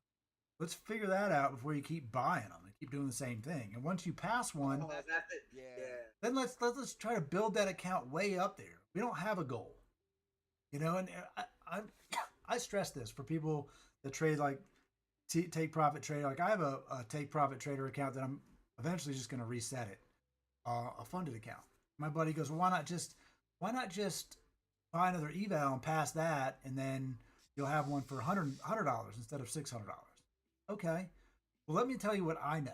I know that trading takes a lot of focus and a lot of mental energy to sit here all day and execute good trades. I know that. I also know that time is worth money. And if I want to get a payout on TPT, I got to make $6,000 in profit from eval to payout. $6,000. And they give you half on that one too. No, they don't give you half. They give you 80%. Okay, gotcha.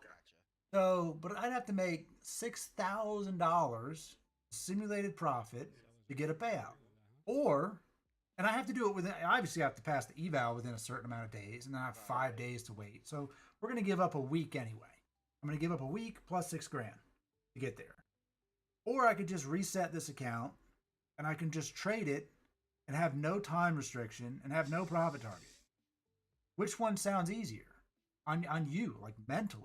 That's way easier. Yeah, that's what you're looking for, right? I had a buddy get mad at me. He got real butthurt because he was just texting me, blowing me up Discord. Hey man, past 5 evals today, past 8 evals today, and I'm like, I don't care. I don't care. That is not real. All you told me is that you passed 5 50Ks. You had to make $3,000 per account, so you made $15,000 of nothing. Meanwhile, you could have made $15,000 on your PA accounts. Why are you fucking around with those? I get that. That makes no sense. Or I absolutely do deleverage. Like if Yeah. your edge is clean and you have a really good consistency rate of just understanding the market, definitely private equity all the way. Like that's where I think Top Step is also going. I don't know if you heard this, but Michael was on the shows, and he ended up mentioning that Top Step is gonna do a combination of your cash and its cash. I don't know about that, but I do know that another company is looking to acquire them. Going to buy them out. Ooh, probably. I mean, shit. But I saw an article about it. I don't know. I mean, they just use Project X, which Project X uses, Trading Views API and all that stuff. But There are real firms that allow you to do that. I was listening to a podcast of a guy on, I think it was like Traders of Tomorrow or something, and he was talking about starting prop firm trading in the early 2000s. He joined a firm, and that was what they did. You'd put in like 15,000 of your own money. You trade your own money, but you would trade your money on firm leverage. Right. And he said that was great. Everyone was doing good. Worked out well for him for a while. And then one trader at the firm ended up taking a $40 million loss on a trade. Whoa. And everyone had to pay for it. They took 72% of everyone's cash in the firm to cover the loss. Tried a quick loan there, but it is. Jeez, that's like old school banks, right? That's wild. It's just being great. Oh shit! It's video go time here in 20 minutes. Oh yeah. Just like that. Look, dump it off. I don't play this from a news point standpoint, so that's interesting. I can definitely understand a lot more. I don't understand like sell the news or buy the rumor, sell the or buy the sell. I don't know, something like this. Buy the rumor, sell the news. Yeah, basically that. That's simple. It's a simple concept of, okay, I think the rumor is that, let's just say the rumor is NVIDIA is going to be a double beat, right? That's the rumor. And that rumor was back when NVIDIA was $178 a share. Okay. So I bought 100,000 shares at 178. That's the rumor, double beat. Today, it's a double beat. The market shoots up to 195. I'm going to sell that. That's my profit. I sold the news, but I bought the rumor. That makes sense? Buy the rumor, sell the news. So they've already bought. The problem is that retail waits until the news comes out to make the move, and they get fucked. Right. Okay. That's where the problem is. That's where a big problem is because we're not paying attention to the news, so we're not seeing the reason why. No, it's not that you're not paying attention to the news. It's that you're not listening to the rumor. That's the difference. The rumor was I should have went long on NVIDIA yesterday at 181, right? Because maybe something's going to come out with, like yesterday, that big spike yesterday was Saudi Arabia, right? Donald Trump says Saudi Arabia going to be a chip deal. but chips go to space, right? Someone bought that bottom, and then last night they sold it. And then today they bought it again. But once the news comes out, we're getting out because the news candle is the profit for the people who are already in the trade. Right. So you're just seeing a bunch of orders being basically put on the order flow and their limit stops to their profits. The reason why people win with that strategy is because they're in early, right? And they might take some drawdown. They might be wrong for a little bit on that, just through the market moves. But if you buy the rumor, when the news comes out, the only people that get burned are people who are still holding after the news comes out, right? It's no different than being like, well, you know, I believe in Bitcoin long term, and you bought Bitcoin at 112 or 120, and it's at 89,000, right? What's the rumor? What's the news? What's the catalyst? What moved it? Something moved it. But there's somebody else who's going to buy it at 89 and sell it at 112. And it's no different with the market. So if the rumor is this, you'll see it pump, just like FOMC days. The rumor is Powell's going to cut rates. Okay, well, we're going to go up until we find out what happened. And if he is going to cut rates, we're going to sell it. Because I got the information, I was right. That's what ends up happening. But you have to pay attention to that. Like in the stock market, there are so many little things that make big moves that no one, well, I wouldn't say no one. I would say that the average person doesn't pay attention to. Certain times of the day that matter like a lot. Certain events, people that speak. Any Fed voter that speaks can cause a big rift in the market, for sure. That stuff matters. All of these little things, like when I look at the economic data for the day, the release, you're like, okay, well, today's going to be a stupid day. You can just see it just by who's talking, what data's coming out, where the market's at. So once we get past this today, then what's the next thing that comes out? Tomorrow, NFP. They're going to release non-farm payroll data for the first time since fucking September 1st. I am familiar with the government being shut down for basically like 45 days. But do you understand the implications of the NFP data? Because I mean, other than I think they could be lower. So I feel like if they're lower, so we should be seeing selling off. Or they look at it lower as a buying opportunity because the next round will be higher. Either way, NFP data creates a very violent move in the market. Period. Yeah. We used to joke. I used to joke maybe like a year or 2 years ago when I traded a bunch of options that NFP days were the only days where you would see high of day, low of day, a higher high of day, a lower low of day, and then somewhere in the fucking middle before noon. You know? Wow. Like it just moved. It was that bad. It was so crazy. Market moved just in ridiculous amounts of patterns. And what that is big institutions that are just moving money from sector to sector. That's why we get that, right? We're moving money from here to there, from there to here, all around. So it's large orders getting flushed through the market and just repositioning based on the information that they just received. When you look at non-farm payroll data, it's not, oh, well, jobs are down. It's automotive is down by 8%. Tech is down by 5%. Agriculture's up. But, you know, consumer spending is up. So what are they going to do? They're going to take money from sectors that aren't doing so great and move it. They're going to move our money to a new sector. That's what non-farm payroll does. Ultimately, across the market, is it tells these people who are in big positions where they want to put their money. And it moves crazy as shit. You know, that 830 non-farm payroll candle is good for 150, 200 points on the NASDAQ all day, every day. It's going to happen. And most of the time, it fades it. Fades the candle. And we go, oh, why does it sell off? Because it was buy the rumor, sell the news. That's what it was. If you're on the right side of it, fucking great. But if you're on the wrong side of it, blow your account immediately.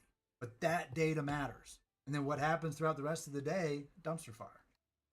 You know, let the dust settle. Yeah. Just so, basically, I haven't really seen one of those days play out yet. So that's interesting. I'm definitely hell, we damn near saw it today.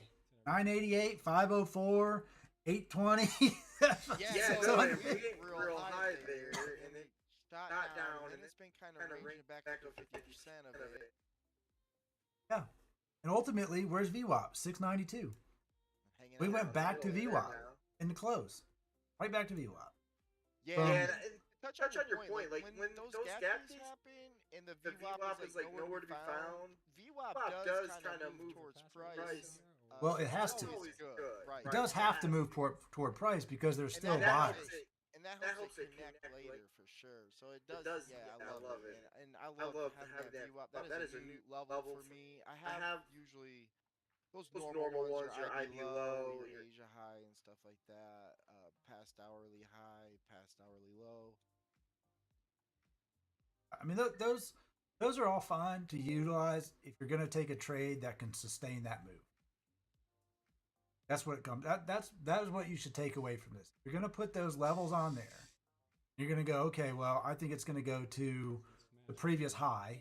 That previous high is 850. All right. Well, if I'm gonna take that trade, I need to know that it could probably go back down to 671 before it goes up there. So I'm going to take a trade that can sustain 50 points. And if it does go to 671, I want to add at 671. Right. Yeah, that's where you would add back into your position. Right.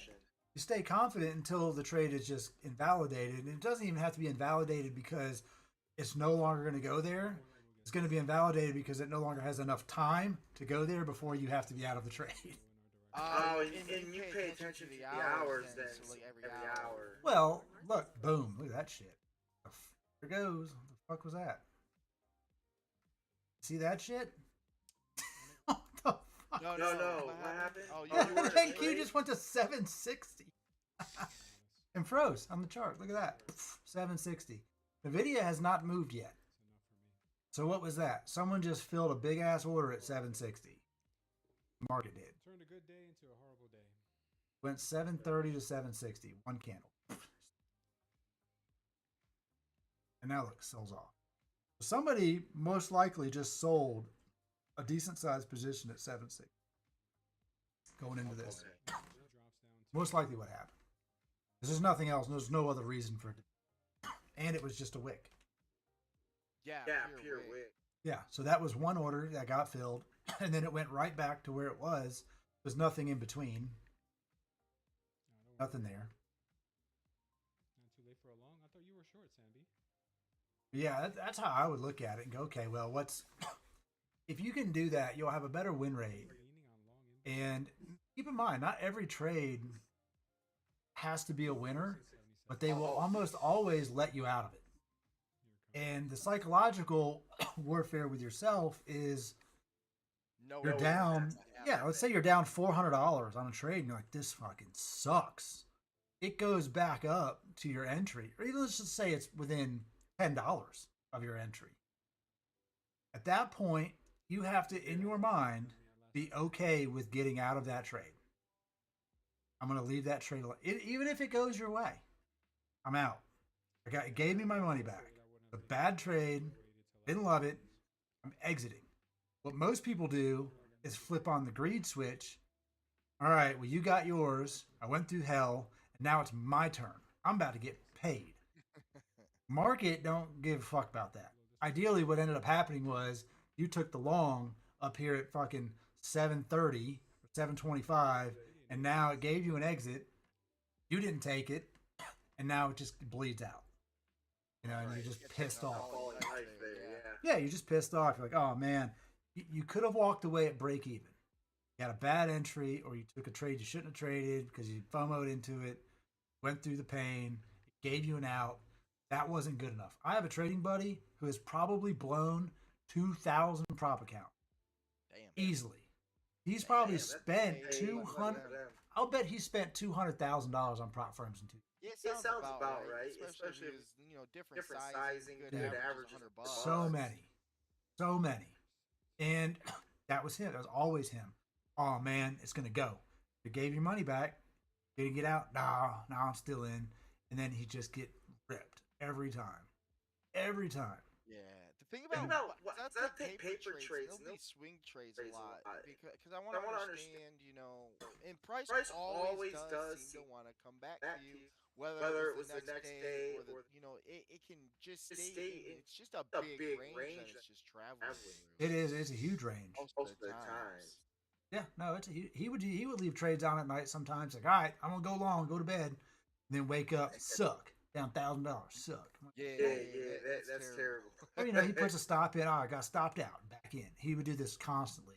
He would take a long, get stopped out. All right, back in. I'm like, why even have a stop if you're just going to buy it right back? What's the purpose of that? I gotta have a stop. But you just click the buy button again. So we're not doing us any good. You just have to have a solid idea and some discipline and some patience, and just wait it out. Wait it out. Some days, you know what? Some days just ain't gonna be it. Some days, you're right. That's all it is. It's just really just hey, if you have the patience and it's not going too far down into your drawdown. I mean, because if you're even trading cash or prop first, you still want to have like a tight, whether it's mental or actual stop loss. Yeah, you need to have an amount of money that you're willing to risk on the trade. And I mean, look, I should be as tilted as they get. I was short at 782, 2 M&Q on my funded account, and it went up 100 fucking points. And I finally just cut it.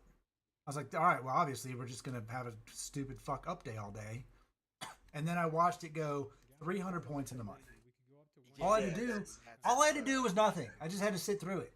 Just had to sit through it, right? Just had to wait. Absolutely, I see that. And I was like, all I had to do was wait. But and it's so good at just getting you too because it knows what it needs to do. Like you said, it doesn't know anything. It has no idea. It doesn't even know you exist. You're not even in the game. For sure. But all you have to do is defeat yourself and go, okay, I'm confident that this will be okay. But everyone else that you're listening to is long. Oh man, shorts are like even today, Dr. Phenom or whatever. He was like this morning. He said in the main chat, "Man, hard day to be short." That's what he said this morning. And then look, all day short.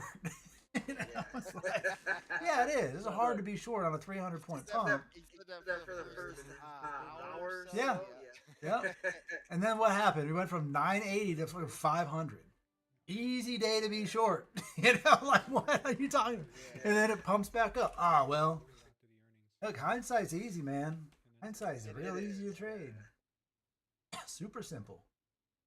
We're about to see in 4 minutes is a fucking bloody ass candle. I mean, Nvidia's about to make or break the market. Oh yeah. All right. Well, I need to get that watch list up. I'm watching it right now. Gonna be it's already said. 2%. That's pretty stretched, I would think. Man, Nvidia's high though. Nvidia's all-time high was 210. So you're still 25 points away from the all-time high area. And that wasn't even a push on earnings at all. That was just a push on chip availability to China. Yeah. Okay. So where do they go from here? Now Nvidia is going to get a move, then it's going to settle down, and then the futures market's going to close.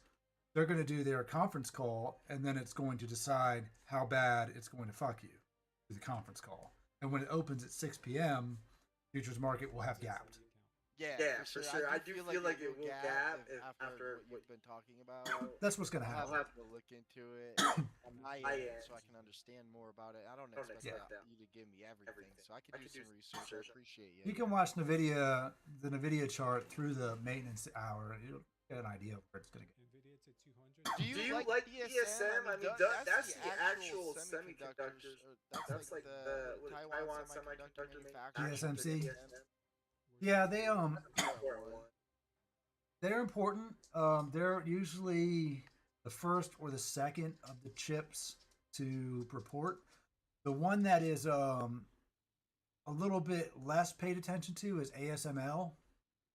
They're usually first to report. And ASML and TSMC both report out of Taiwan.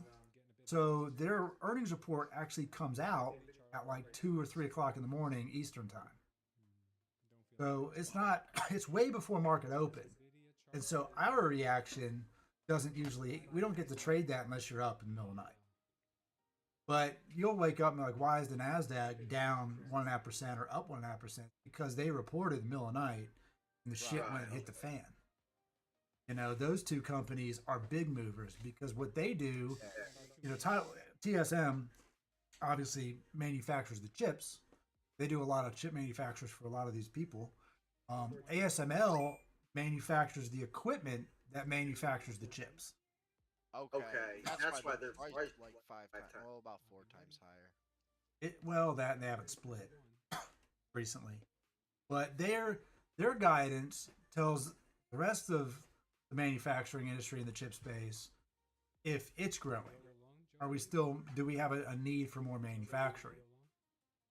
You know, and then they base that on their guidance and they bleed that over to AMD, NVIDIA, SMCI company.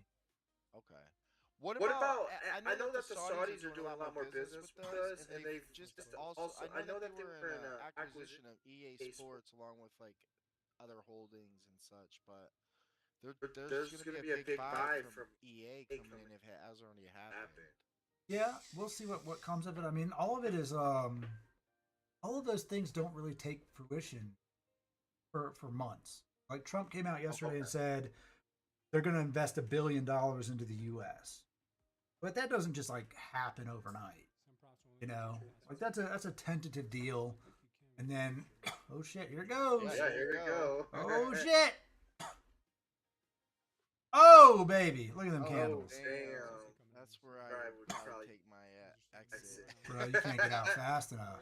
It's 96. Well, I didn't even get out fast enough. You're right. Nvidia's not even up yet. 1%. There's something more coming. That was only. Nvidia's pricing in a 13-point move. Did you full port long, Joey? Uh-oh. Did you full port longs yet? I heard that. Yeah, you heard that over there. 191 Nvidia's only up 2%. They're pricing in like a 10% move, almost 8% move. So yeah, if Nvidia's up 2% here, we see a bigger percentage rise in the NQ. That's insane. Well, you see a huge spike in the NQ because it's not just NVIDIA that's moving. It's NVIDIA plus everything that is a sympathy trade to NVIDIA. Yeah, that's tech, yeah. The whole tech industry moved. Yeah, it's up 4%. There's 166 points from that. Oh, yeah, I don't know. Yep. Now, the question is, stay there. Now I do right. Like I do think what we'll see is some kind of retracement here coming soon. I mean, we're at 97, 98.1 RSI, a little higher, 98.2. And what we're gonna see is if it hits 100, we're definitely snapping back. It doesn't stay at 100 for too long. Problem is that snapback might only be 10 points and it goes back up. There's that. So you have to be fast with that. And that's what I would have done. Right? Like I would have did that. But look, it's eating this candle up right now. It's rebuilding in this candle. You're probably gonna get another pushed candle, but probably like more than this. So and then you'll see this. You won't even see the retrace. It'll just happen with the candle, and that's right. all you'll see. Yep. NVIDIA at 195. And she goes higher still.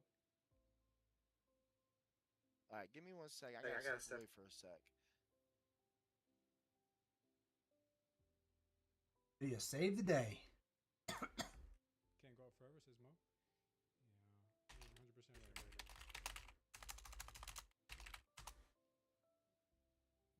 NVIDIA's having a bit of a hard time here, 196. I could see her having a hard time around 200.